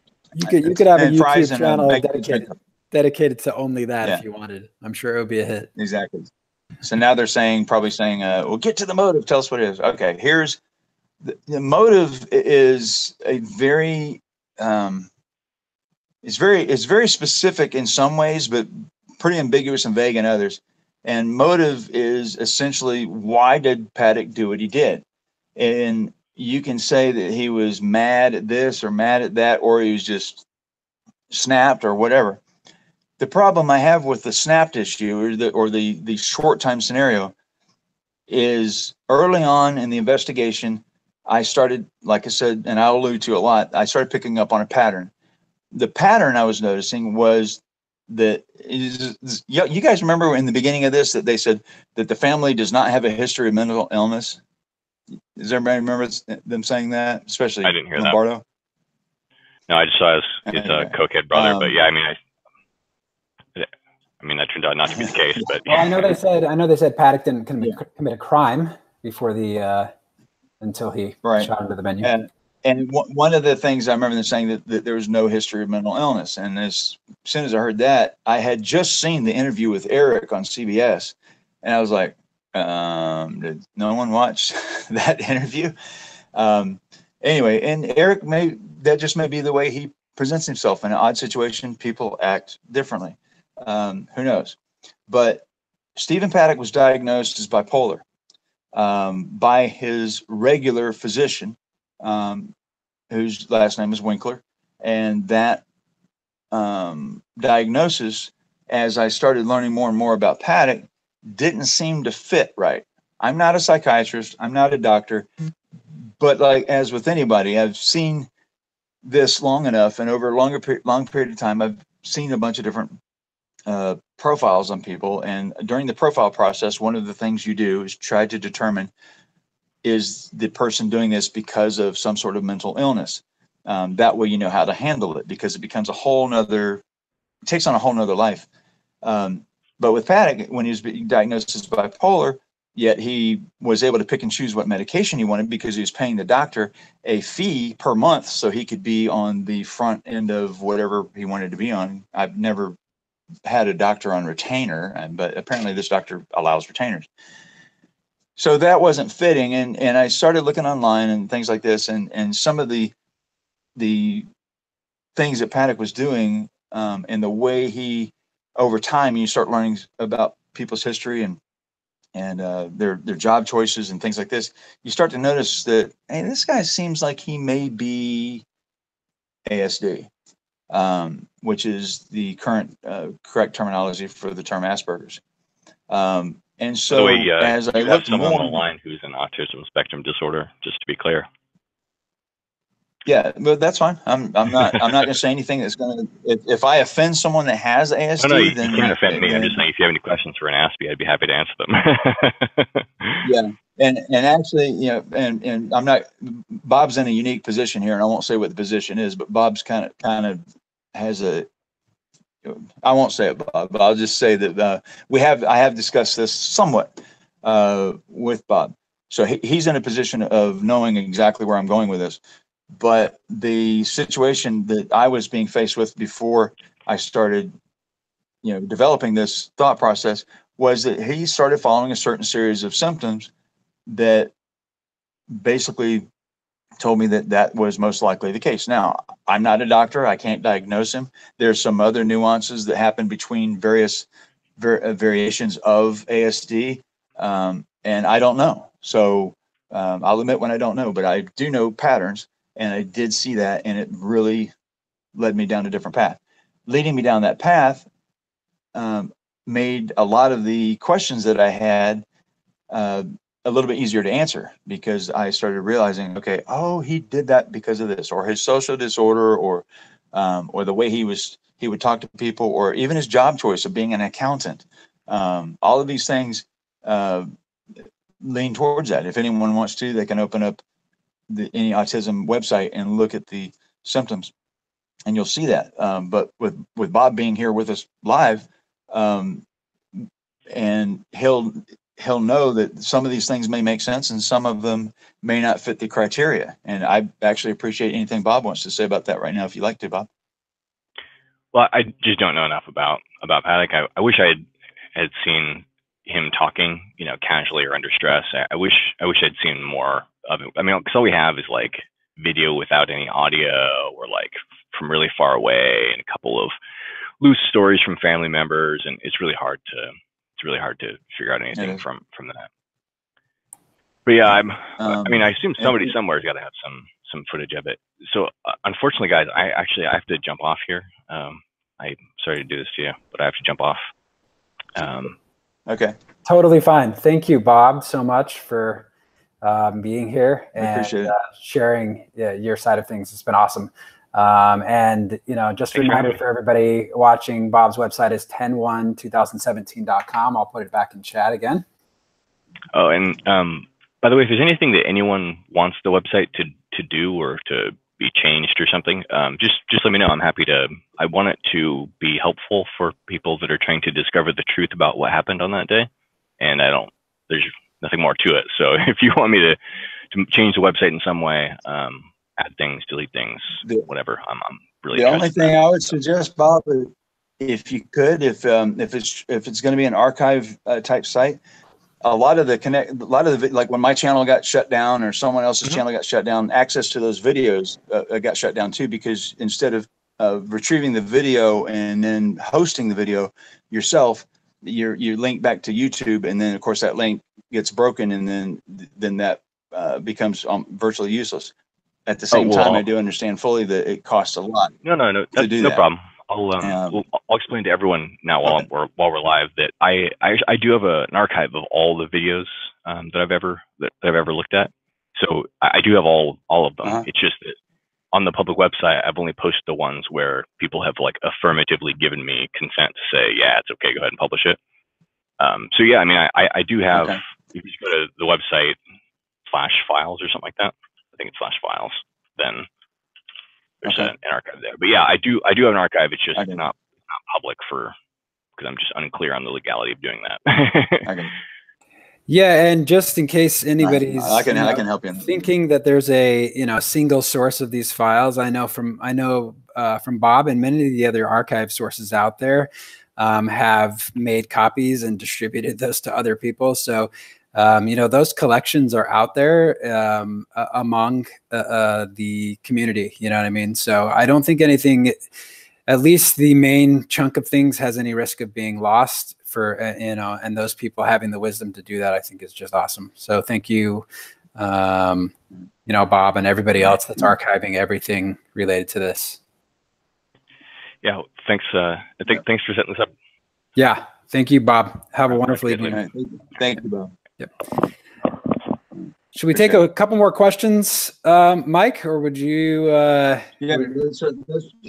would say if anyone has any questions for me or whatever, because I really hate getting out of these things and then all of a sudden someone say that I didn't answer the question or whatever. And the motive, actually, I didn't fully answer that, but we'll leave it at where it's at. But yeah, let's see what else we have here. Or you pick whatever one you want. I'm scrolling through them a little bit. There was one from let's see, Danny Diesel. But I think we're going to need to do a little more research on it. He is stating that the car next to Paddock's in the garage, which is in Fit Photo, I believe 22. Fit Photo 22, was a Ford Raptor, and that it was the same Ford Raptor used to pick up Melissa R. I haven't seen that. Melissa R. is Melissa Ramirez.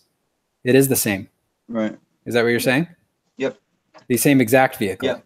As far as I know, it's the same vehicle that came back around and then picked up her body at 11:55, like really close to midnight, whatever time it was. But I haven't really gone through and like checked tags or checked, if there's scratches and make sure it's the exact same vehicle, but it seemed to be. Yeah, and it is possible that was a security or police vehicle, right? That they had parked there, taken the photos, and that they had later driven over to. I think it was a firefighter. I think that I'm not sure, but that may have been a firefighter that whose truck that was. And okay. Because the flashing lights that he had was not police lights by any means. It was just like standard security or. When people working on a job site and they have the flashing white strobes, the problem is at night that video basically switches to black and white naturally because there's not enough lighting to provide the color information. So it's relying on the infrared that beam it's sending out because it's an infrared camera that you're looking at. Right. Anyway, Truth Bomb said something earlier. He said the glass that I retrieved, if it was in fact glass from Paddock's room, that I should have turned it over as evidence. No, I don't have to do that. There's several reasons why I don't have to do it, but one of the reasons, glass is sitting right here, and it is going to go to court, or the video of it, or a picture of it, or whatever it is that I need to do.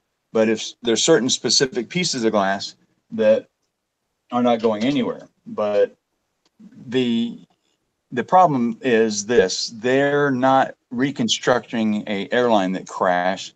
They're not doubting or questioning this is broken out, any of that. But we have to have enough evidence behind that if someone does bring it up in court and challenges whether or not the glass was shot out or whether or not it was hit out with a hammer or whatever, that there's enough evidence to support it. The problem with my evidence is that the evidence, my evidence, was laying there for however long. So gunshot residue, trying to get an actual accurate test off of that would be inconclusive. Whether or not the marks on the glass occurred at the time you hit it with a hammer or the time that it hit something on the ground would be inconclusive. So my glass at some point could be considered useless in court, or it may be useful in court. We don't know yet. But it's going to be somewhere between the two. I don't know if that answers the question, but no, I don't have to turn over my evidence to anyone, because there's some other reasons for that. But just like the CCTV video, I did not turn that over to the FBI because, in my opinion, if the FBI got a hold of it, we would never see it, or we would have to wait a ridiculously long time to see it, or they would determine that it's not relevant to the case and it doesn't really answer any questions, blah, blah, blah, and they'll just push it to the side. And then sometime 20 years from now, when all of it got released, somebody would look at it and a new conspiracy would be born, much like the conspiracies that we've been having since the video's been out. So I don't know if that answers the question or if it makes it even worse. Well, I think you make a good point there, and I'm really, I'm thankful for a lot of the people that did choose to post their own like YouTube videos, right, to YouTube of the concert rather than simply just turning them over to the FBI. I think that whatever's caused them to do that, I think was extremely helpful, and I wish we had more, but videos continue to surface here and there. So there, we don't have something from the Ballgio, but maybe we will someday. And we don't have, some of the videos that we might expect to have from inside the venue, but we might get those someday. I think that there are some out there that are lingering, and people will release them eventually. Okay, yeah, I'll pop up. I'm going to try to speed answer a few of these. One, I don't know if it's Truth Bomb or Truth Seeker, probably Truth Seeker. Let me scroll back up. Who said that I changed the chain of custody on the glass? Okay, it was Truth Seeker. Chain of custody was broken on your glass, Mike. How was it broken? I still have the glass. The chain of custody, I have evidence bags right here. When you take control of an object or whatever in the chain of custody, you basically list when you got it, where you got it, how you got it, all the other things, and that's it. And you put it in a bag, or you bag it and tag it, and you do whatever. Now, most people are used to someone having to turn over evidence to whoever, some legal law enforcement agency or something like that. No, that's not the case. So chain of custody is not broken because I'm the first person to receive it. I still have it. Therefore, there is no chain of custody broken. Next item. Oh, we lost me. I'm still here. You still there? Yeah, I'm just looking through the questions. Any thoughts on why it took officers hours to locate Paddock's vehicle in the Mandalay Valley garage registered computer system? This is from Marie D. Yeah, that's weird because the valet knew what his car was. They should have known where it was. He as far as I know, he always used valet. So I think there may have been just some confusion over. Honestly, I don't have an answer for that one. I can just sit here and speculate all I want. But they should have found it right away. Yeah, I can think of at least one thing that might have happened. Maybe they were looking for it in the garage, and of course, like we mentioned earlier, people have heightened senses, but also they might just overlook things. You know what I mean? They might have blinders on, and they might have looked through the garage one time and missed it.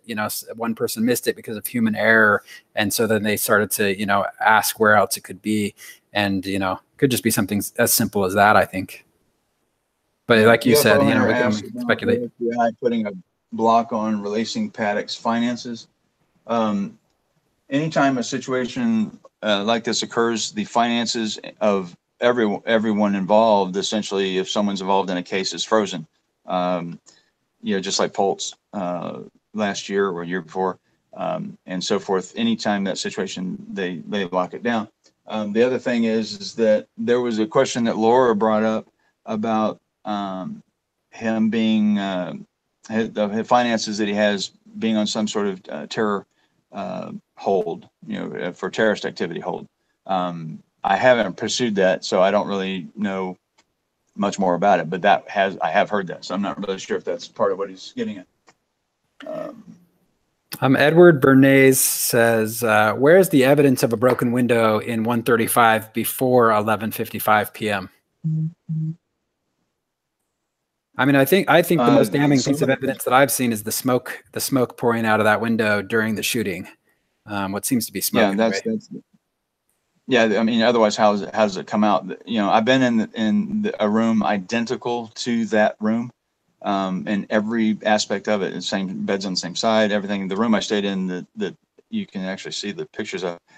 The only access for smoke to get outside is a very small vent that's underneath, basically on the floor, that allows some room pressure variances to come into play. But you know, because the glass itself is vacuum sealed, and then argon gas is put in the center for insulation. But you're right. The smoke that we see in that latest video from, I can't remember the guy's name. I don't recall. That's clear. Either. Yeah, there's several videos that show varying amounts of smoke coming from the window. That was a clear night. There was no clouds in the sky. There's no devices or no machinery or anything like that that's on the building that would produce smoke to come out like that, because the vents are on the backside. A lot of people thought that those are windows broken out on the backside, but those windows you see in the back that are open, so to speak, those are vents. But on the front side, there are none of those. So anything you see coming out of there is going to be out of the ordinary, and you see that happening quite a bit. Also, you have people who called in saying, "Hey, you know, there's glass falling, and you know, or people down on that first floor level, which is not really the first floor level; it's actually one floor up on the casino level." Right. You could see it. People standing. Keep in mind, people were standing outside at the valet and saying, "Hey, there's glass falling down." I guess, you know, people just discount all of those things because they're saying I'm doing something because it meets the narrative of the police or whoever, but they're also doing the reverse. They're not taking into account an eyewitness saying that I'm standing here waiting for a cab and glass is falling. Yeah. I mean, that's before the shooting. So I guess that's discounted. Does anyone think there's a second shooter in 134 who fled after only taking a few shots? Absolutely not, because no one went through that door. He'd have to climb down 32 floors because the interrogation on that door was not re-engaged, or there was no further interrogation reports from the door showing that it had opened past what the FIT report says it was open. Now, do I believe that as fact?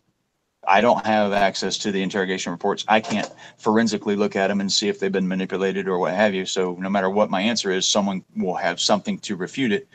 But no, based on what we have, based on the interrogation reports, no.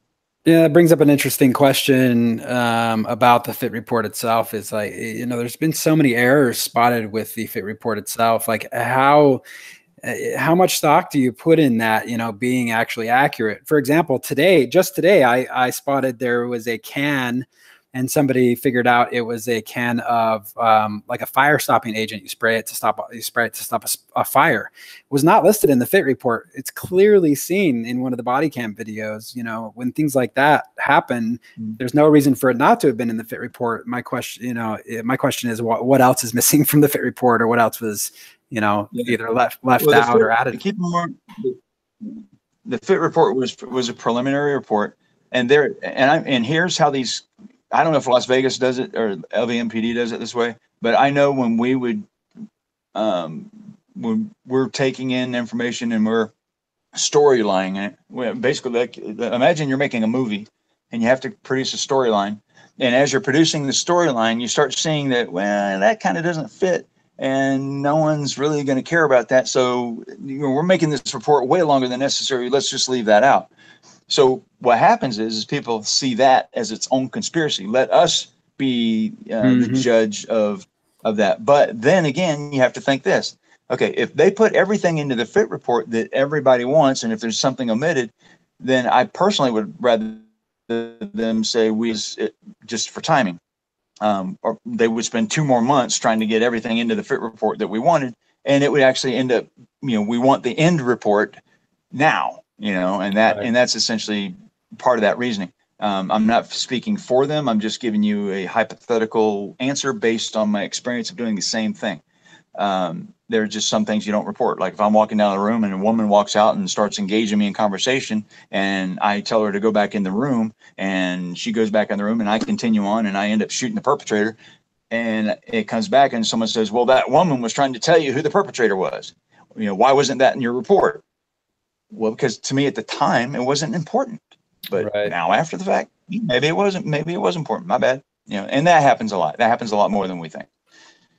And so, what if you had to give it a number?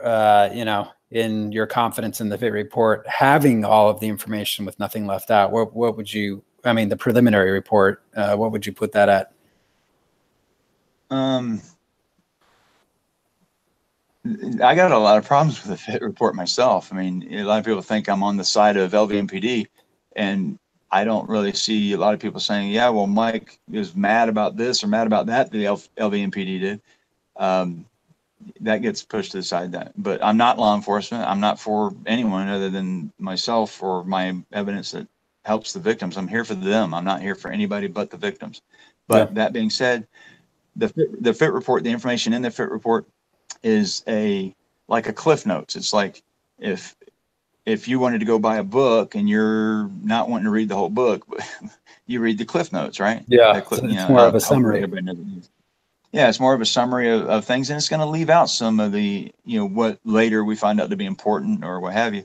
But that's as simple of an answer as I can give, and I'm not defending, because somebody's going to say, there you are defending the fit report. It doesn't matter what I answer, someone's going to rip it apart. But the fit report is what it is. It's an ad hoc, thrown together report to satisfy us for that time frame, to give us some answers and something for us to chew on for a little while so that we get off their back. That's what I think the fit report was.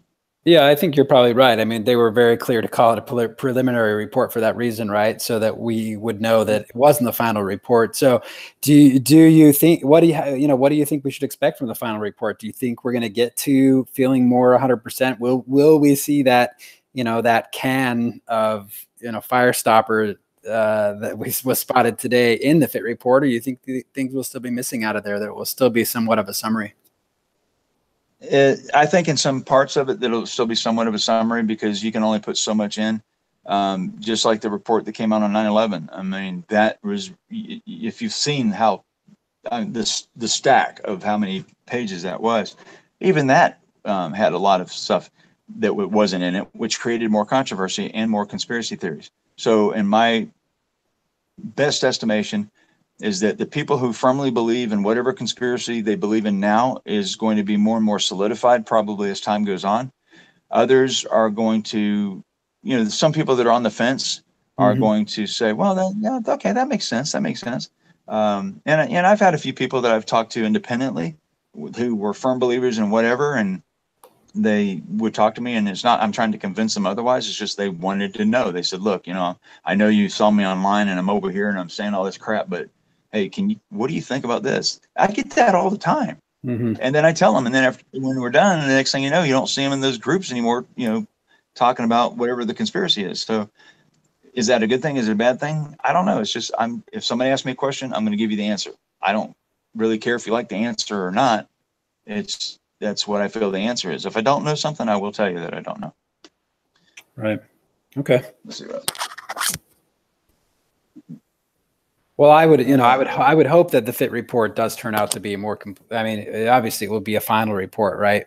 A more complete report, and I would hope that they would put everything in there. You know, I for one would, you know, and there's only a certain audience that reads those reports, right? It's not like every citizen is going to be like, wow, I want to read this really interesting report about what happened on on October 1st. No, most people are just going to get the super cliff notes on the mainstream media after the reporters read it. But for those of us that really want to dig into it, I think I would favor having way too much information than too little. Absolutely. And then let us decide. The bad side of that is that they'll put information in, and because they didn't pursue it, people will admonish them because of that. Yeah. But you can only put so much resources on an event like this or any event, and there's a certain point where you have to cut it off. And as bad as that sounds, and as heartless and as cruel and as whatever you want to put on it, there is a point that has to occur. The other day I was in a grocery store, and a woman was talking about Las Vegas, and another woman leaned over to her, because it was on a magazine, And another woman leaned over to her and said, "They're still talking about that?" And I was standing right there, and I'm like, "Oh, wow." I was about to say something, and so I bit my tongue and just kept going. But listening to the conversation, the one woman was surprised that she thought, "Oh, I thought they were done. Patty did it. Why are they still talking about it?" They're still talking about it because it's a huge event. It's the largest in U.S. history, and you're downplaying it by saying that, which sounded cruel and heartless in its own right. Well, and it's not only was it the biggest mass shooting in recent history, in recent U.S. history, but it's also unsolved. You know what I mean? And I think people have forgotten this to some extent. Like, we still don't know. Like, and you were leading us down the path a little bit to I don't know if it's possible, to a motive, but for the general public, we don't have that. Like, we don't have that, and it surprises me that people have forgotten that and been like, "Oh, I thought we were past that already." No, like I'm here, you said, Mike, because of the victims, but I'm also here because of the future, because I want to know that there's not going to be future victims, that I'm safe, in the city where I live, and at concerts that I go to, you know what I mean? And when I'm out and about. So I think it's important that we get to what caused this, so that we can work to understand and prevent it for the future, for, generation. And that's where I had a big problem with Hoover. I mean, that was my main issue with Hoover, was he kept pushing this theory that is absolutely, completely bogus, crap, bullshit, whatever you want to say. And I'm firm about that, because it's completely crap. But he keeps pushing it, like helicopters have shot someone, or helicopters did this or did that, and all these different things. But the main thing that irritates me is when someone says a helicopter fired at the crowd, or a drone fired at the crowd. No, it didn't happen.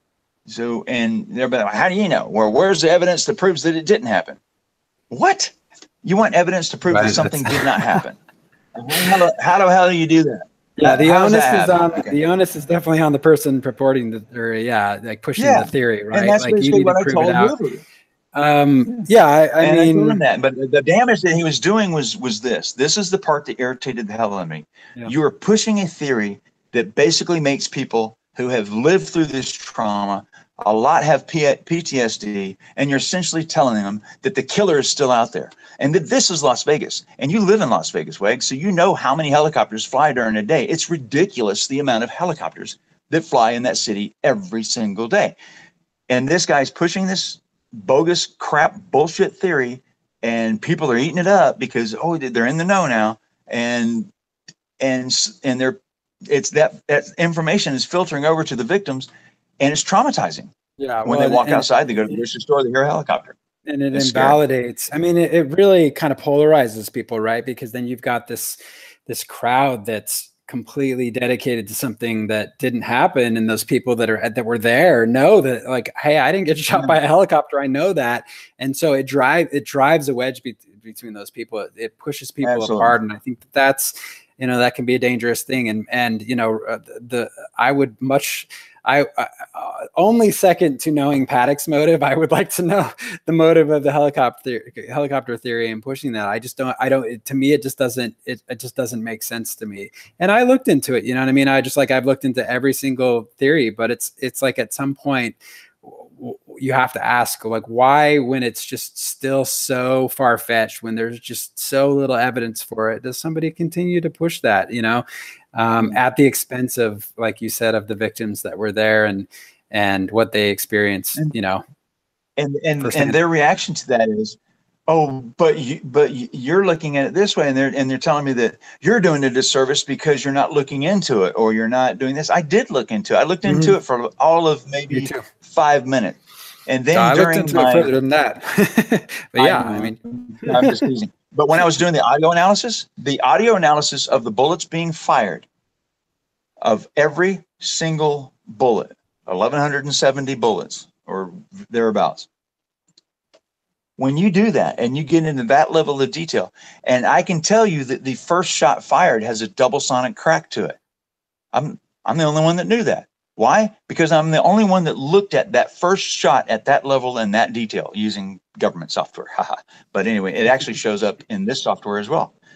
But until someone comes up to me and shows evidence that refutes or that proves that helicopters did fire, I'm going to continue to stand my ground. And I will say in court, on a witness stand, that no helicopter at any time fired any weapon at anyone during the Las Vegas event from the 10:05 till the 10:15, the time that I have narrowed down to all these different audio things. It didn't happen. And you can, if you can show me evidence that proves, not evidence that, well, did you look at this or did you look at that? Yeah, everybody looked at that, you know, but everyone's saying that, well, what about this and what about that? Well, quit throwing things at me. You know, it's like, I've already looked at all that. All I have to do is look at one thing. The audio analysis from the X number of whatever's tells me that it didn't happen. Hey, Mike, when your phone vibrated, your screen flipped, like you're sideways to us now. Oh, yeah, it does that when I get my weather report. Hang on. Okay. Good weather, hopefully. Is it back? Am I straight now? No, you're still. Oh, yeah, man. You're still flipped a little bit counterclockwise. There I am. There you are. All right. I didn't do anything. I just went. So sorry. When I get on that subject, I do get a little bit emotional about it because it's so important to me that I've spent so many hours analyzing it. And if I would have seen a helicopter do that, don't you think that I would be the first to go, hey, I have proof that a helicopter did do this, and that would push me to the front of the pack and all of everything going on. That's right. Not my goal. It's not my incentive. My goal and everything is to get it right and absolutely be able to sit down and defend those actions. And that's what people deserve, right? It's like people deserve to know what really happened, you know what I mean? And to not be, I think, dissuaded for that. And I think that's, you know, one of the things I value most about some of the people in this community is their dedication to the truth. And it took me a while, you know, it took me a good couple of months early on in this process to sift through and find those people, because, you know, when you get kind of mixed up in conspiracy, which is what we think may have happened, or there's been some kind of cover up, that it brings you into a whole new world of everything else that goes along with that, you know, and so it took a while to get kind of sift through that. But, you know, I really value those people, and having found those people that are really seem committed to, you know, like truth-based or fact-based research rather than just pure speculation. Yeah. Sensationalism. A couple of fun things to talk about, to shift gears a little bit, but it's like when I tell somebody I'm sitting at a bar, we're talking blah blah blah, and they say, well, what are you into? What do you like? If I say I like astronomy, and then the next thing you hear out of their mouth is I'm a Pisces, and I'm like going, it is like that, because I'm like, no, astronomy, the real study of the actual stars, not astrology. Not astrology, which is completely fabricated out of BS, and someone sat down and made it up. Let's just call it a different area of study. All right. I mean, it is. But the cool thing is, there's so many coincidences that I can't refute any of it, because I got to say this, man. I've read my horoscope, and I'll be damned if this stuff didn't happen. I'm like, holy crap, there might be some truth there. I had somebody read my numerology once, and I cannot tell you how accurate it was, and it scared just being somebody that's always been math and science based, scared the hell out of me. Like, literally straight up, I was like, what? Get this. Like, you know, shattered my sense of reality in some way.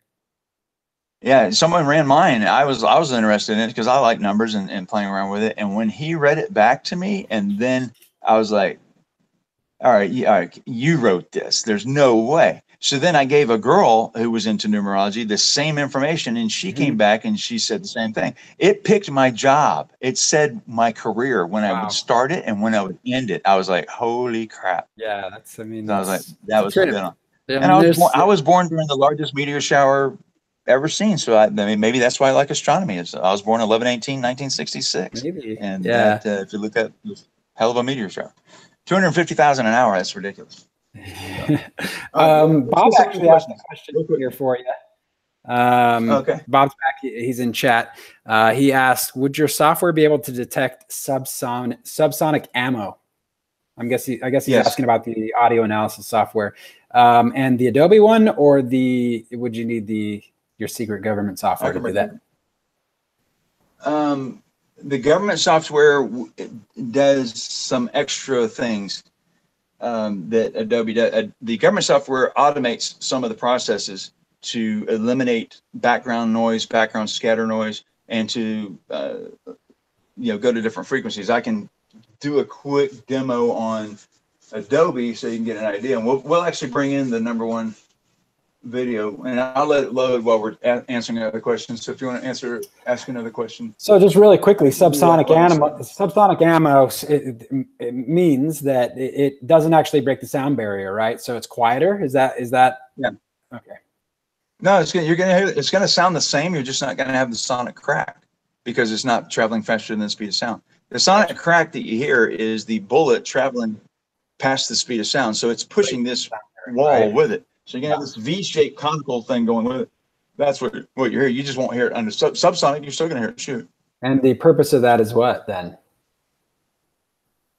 To fire subsonic instead of... The purpose of subsonic. Well, it's a lot of times it's not actually a purpose. It's just that bullet doesn't have enough grain, doesn't have enough aerodynamics to get it to go past that. And it's also because it doesn't create that sonic bow shockwave that goes in front of it. It does make it quieter. It allows you to use a suppressor better. Things of that nature. So yeah, and Bob said there's trade-offs. So he said suppress subsonic ammo in particular. Professional snipers with an S. Suppressed subsonic ammo isn't as fast. It's not going to be as accurate for distance because it's not traveling at a high rate of speed. The higher the speed, the more accurate, the more spins that a bullet has, the more accurate it's going to be. All these different factors weigh into it. So from a long distance, you're going to have some reasons for using subsonic as opposed to the bullet traveling at 3 times the speed of sound. So just depends on exactly what you're using.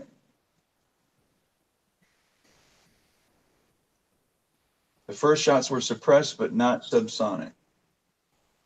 There's a question about whether or not they were actually suppressed, because I see a muzzle brake on one of them, and a muzzle brake and a suppressor are definitely 2 different things. So there's a lot of question about that. So keep in mind that what you're looking at, a lot of people think that as soon as you see something on the end of a barrel of a rifle that it's a suppressor or a silencer. That's not the case. You have muzzle brakes, which basically reduce the amount of recoil action against you while you're firing it. So it makes it a lot more comfortable to shoot multiple rounds and what have you. So that he did have a muzzle brake. Danny Diesel asks, what about the sound of the impact? I'm guessing he's asking about your software. Would it pick up the sound of the impact? Absolutely. And here's the thing. Here's where Mike Adams was having a problem. Mike Adams did the one thing Mike Adams did when he did his audio analysis is he did bring a lot of attention to that forensic type science and what have you. Am I a true ballistic experts, and do I go around to all of these different courts and do my testimonials and my deposition stuff? No, that's not it. But the thing that is that I could not believe at the end of his analysis that he did not give us the location of the second shooter. He didn't give us the data that he used that anyone who does this automatically gives up your data, and it's peer reviewed. So if you're doing do that. And he kind of just like the example I was giving earlier. Yeah, it's like we don't know, because we don't know which volleys he was analyzing or any of that. So some of the information he gave was accurate, or accurate enough that where people would go, oh, yeah, that makes sense. And even people that are experts in ballistics would go, yeah, that makes sense. But when it came down to, when it really came down to it, it just wasn't there. So back to the question, which now I don't remember what the hell it was. It had something to do with ballistics. The sound of the impact. Was that the one? Or, the sound of the impact. Yeah, you're right. Sound of the impact. A lot of people were confusing the sonic crack with the sound of impact. And in some regards, if that metal, if it hits a metal and makes a nice ting sound, then that crack is going to sound similar. Or the ta ta ta ta ta ta. You can hear the impact sounds as the bullets were being sprayed across the crowd. You can hear them hit concrete, that at higher pitch, ta ta ta ta ta, and then you hear a thud, that ta ta ta ta ta ta ta. And that thud either means he's hitting the grass or he's hitting people. So there's 3 sounds you're going to hear. You're going to hear the report, from the weapon being fired. You're gonna have the sonic crack, and then you're gonna have whatever it hits. And some of the recordings will have all three. You have to differentiate all three sounds. Gotcha. Okay. All right. I showed you that mic, Jeff Scott. Jeff Scott showed me something. Okay. That's pretty cool. Weg Oag subsonic ammo is used to make suppressor even quieter. That is correct. Right above that, three lines above that, where Sleep Dep asks, Mike, my research got me to this conclusion that the first shots were aimed at the ADA wheelchair and VIP booths 5 and 6. Agree? Sleep Dep, you're dead on it. Correct. So there's validation. I actually believe that I may have video of the first person shot who happens to be in VIP 5 or 6. That video was given to me by Stephanie. I won't say Stephanie's last name. And oddly enough, in the beginning, I thought the first shots fired were shot at the tanks. I was wrong. Absolutely wrong. Try to get these are the first single shots, right? Before really there was any panic. Yeah, the first shot, I believe the first or second shot hit the person that he may be referring to in VIP 5 and 6. So, yes, you're correct. And I have the video that shows the first shot being fired and the second shot being fired. And then Stephanie was dancing at that moment. And then once she realized that something was weird, she looked over to where the person was. And this woman was on the floor of the VIP and being assisted by other people. And that was just before the volley started of the first shots. So good eye, good catch, Sleep Dep.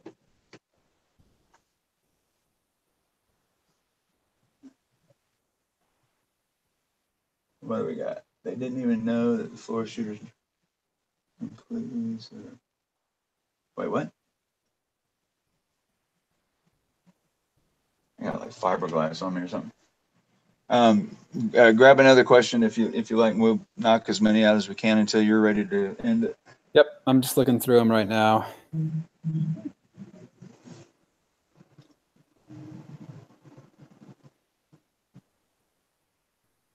This is actually interesting, I think. Ellen W asks, has everyone seen the view from 235? So this was 235 would be on the 200 wing, right? Where Paddock originally requested, which faces the south. It points towards the southeast. I was in room 219, so I can show you the view from my room. And so she asks, regarding that view, if Paddock, why would he have requested a room behind the stage if he wanted to kill all those folks at the concert? I mean, this is actually something that I thought of, or I asked this question months ago as well, because why? You know, if the intention was to commit this act, 235 does not have a better vantage point than 135. You know what I mean? So does that mean that he didn't decide until later? You know, it's interesting. Or maybe his, it does have a slightly better view of the fuel tanks, I think, if I remember right, when I looked at it months ago.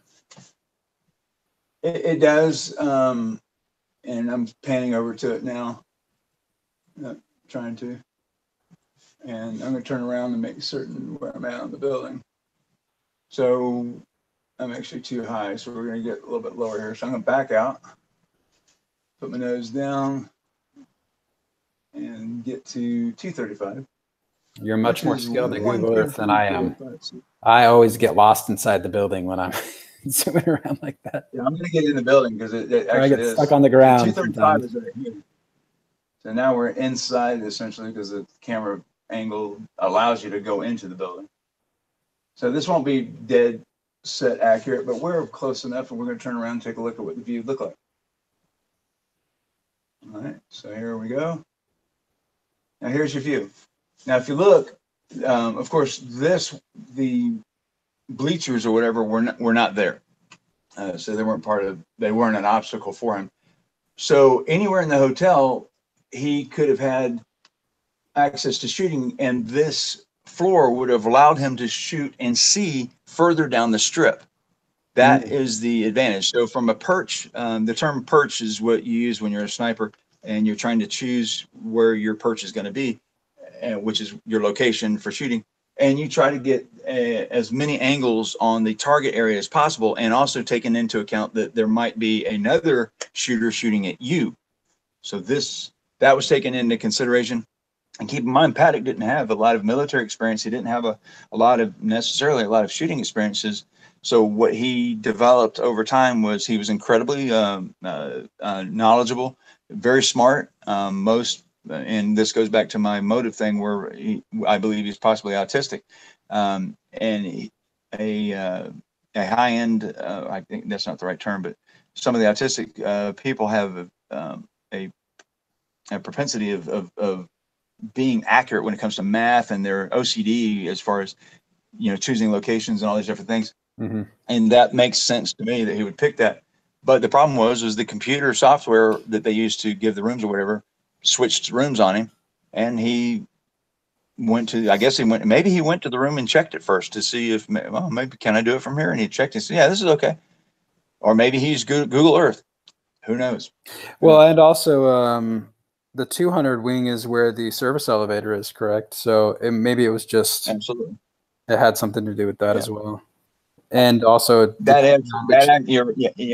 actually you're 100% correct. That is a lot to do with the reason. You're dead on the money there, because the 200 wing is the location of the service elevators, which everyone sees, and the video did. It's not marked. You wouldn't even know. You would see these two doors standing there, and you would probably open them just for curiosities. Like there's no labels on it. It doesn't tell you anything. And you look inside, and there's 6 elevators there. You're like, holy crap, what is this? And that, there's nothing stopping you. The door's not locked or nothing like it is now, but it wasn't then. So. Yeah, and depending on if he did have a plan for escape, it might have been easier to escape down that side of the building, I guess. If all the commotion was going north on the strip, you're really on the southmost side of the Mandalay Bay, right? So you could go away from where the commotion is. The 200 wing, if you took the service elevators down, the service elevators exit at the employee entrance. Once you go out the employee entrance, you can go to your right and go out the valet, or you can go to your right and go down the escalator and go down that exit, or you can ride the elevator down one more floor, because the service elevator takes you to certain parts of the hotel that the other elevators don't. A lot of people were saying, well, what's the big deal with the damn service elevator? Well, I took that service elevator to a location that I haven't revealed yet. And I will probably put that video out soon. And then of course, here come the people going, you're always saying you're going to do shit and you never do it. I could do it. I could do it right now if I really wanted to. But I got off on the floor level below the casino level and found myself in a weird catacomb of hallways that take on street names. Like one was called Wall Street, and the other one was some other street. They actually, and Wall Street took you to the financial part of Mandalay Bay. And once I realized where I was, I started thinking, I'm actually in a location inside this building I shouldn't be at. Plus, I was there with an employee of Caesar's Palace. So I was there not only with myself, but I had put out a thing on, actually in Facebook. I said, look, I'm here now. People are questioning whether or not, the times I've gone up and down the service elevators, why did I go at whatever time of the day? It didn't matter what time of the day I went. I went many times of the day, and this was at 1:30 in the afternoon.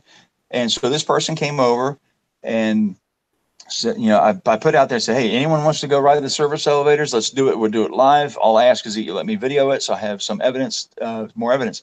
And when we went up to the 32nd floor, took a tour. With me, I came back. I said, are you comfortable? And they were. And I said, well, we can end it now, or we can just continue on. So we went back down the service elevator, and I accidentally hit the wrong floor. And we got out on that floor, nothing stopping us. And that is where a lot more of the higher end offices for the hotel we're at. Interesting. Down in the basement, huh? If that makes sense. And we'll see that video. That video will come out. Looking forward to it. Pretty much. So this is the view from his room. Yeah, and there's another video of me at the tanks. I'm at the tanks. I'm taking pictures of the tanks. I'm taking pictures of a new security camera that was put up. So I took a picture of that. Next thing I know, I got this guy out there. His name is Josh, I think it was. And he's asking me questions. What are you doing here? Blah, blah, blah. And I said, so I'm talking to this guy. And I said, were you here during the shooting? And he says, yeah, I was coming into work. I worked the graveyard. And the guy was very forthcoming with me. And I said, well, how long have you been working here? And he says, that was my first day. What? His first day working support around where the tanks were was that day. Oh my. I was like, holy crap. Yeah. So I talked to him for a few more minutes and he seemed cool. But as I walked away, yeah, exactly. I was trying to get a better angle shot of the tanks in Mandalay Bay from a different angle that no one had the shot before. And I found out why they didn't have the shot, because you can't get it. And as I was going backwards, I realized that I was heading towards Janet, which Janet's the secret airline that takes you over to Area 51. And I was backing up and I turn and I hear a noise and I'm like, oh, shit.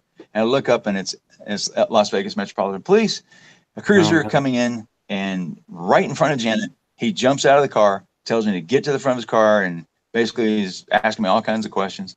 And of course, it ends up fine, no problem. But I asked him, so what was the call about? And he says, well, you're over there taking pictures of the tanks, and that was a lot of question about that. We wanted to find out who you were. Now we know who you are, and blah, blah, blah. It's okay. And I said, and I'm looking at the entrance to Janet, and I'm like, he's not even going to acknowledge that Janet's there. Right. So I just sat there and said, I was going to say, so you're more interested in the fact that I took pictures of the tank?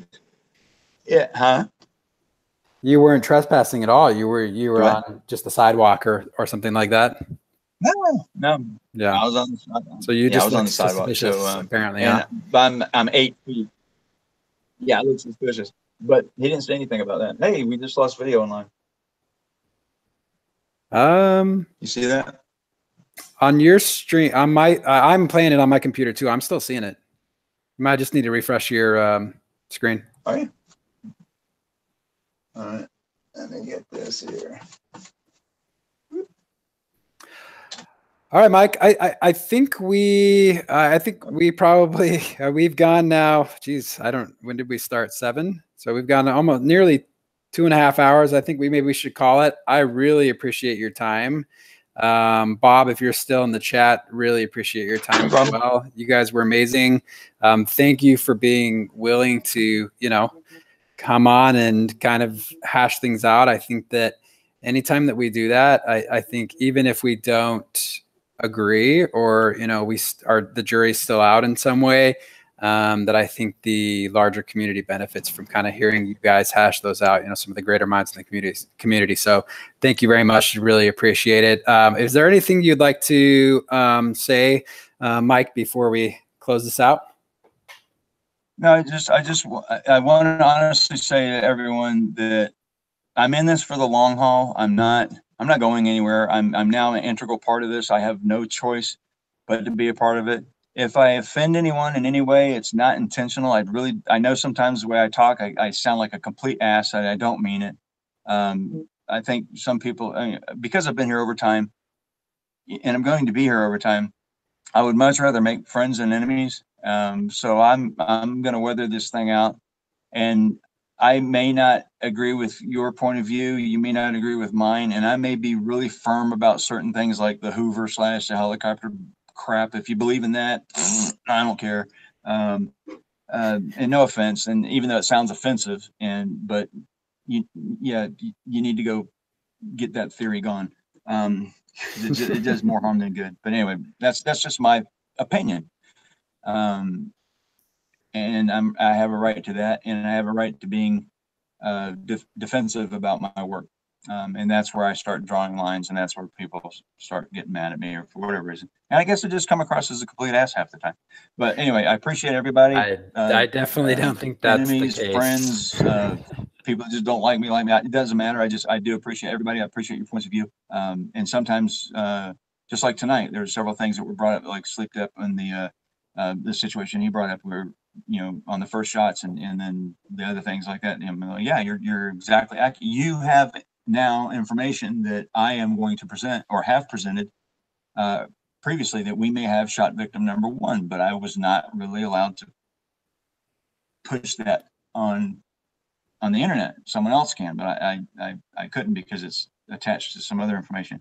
But anyway, but if someone brings it up, just like happened today, yeah, I'm going to give you attaboys for that, because yeah, you nailed it. Yeah, it's there. So thank you for that. And I appreciate that's what makes it all worth it, is watching a couple of things. People become investigators who, you know, weren't before, or people doing really cool things. And the biggest thing I get is when a victim talks to me and says they appreciate what I've done, or that I answered a question for them that they weren't getting answers other places, or they were getting weird answers and they didn't appreciate it. But whatever it is, you know, I've said this countless times. My videos aren't monetized. I don't make anything off this. I spent my own money, blah, blah, blah. I've said that till probably people don't want to hear it anymore. But that's, for me, it means I don't have an ulterior motive here. Nothing is pushing me to do this, other than I know I have a certain skill set that I bring to the table that isn't normal. And because of that, I'm going to find evidence that other people will overlook or not see as evidence by what the evidence I've brought up. And I'll get it right sometimes, and sometimes I'll get it wrong. The difference is if I get it wrong, I will admit it, and I will retract it, and I'll go back and correct it. I wish other people did that. And sometimes people anyway, will think that you're. Thank you for your time. That you're trying to. Crap. We've been here for a while. I know. Well, it's gone by very quickly. Thank you very much, Mike. I do appreciate it, and thank you for. I think, you know, everything that you've done. You've certainly done some more boots on the ground stuff than most people. You know, I don't think that Lombardo could accuse you of being a keyboard bandit. So thank you for. Thank you for doing everything that you've done. Really do appreciate it. And again, thanks to Bob for being there. Thank you, everybody, for tuning in. Yeah, thank you, and if you like this, you know, go ahead and leave a comment, let us know, and hit up both these guys' channels and websites so that they know as well. And have a wonderful night, everybody. Thank you very much. Take care, Mike. Thank you. Peace out.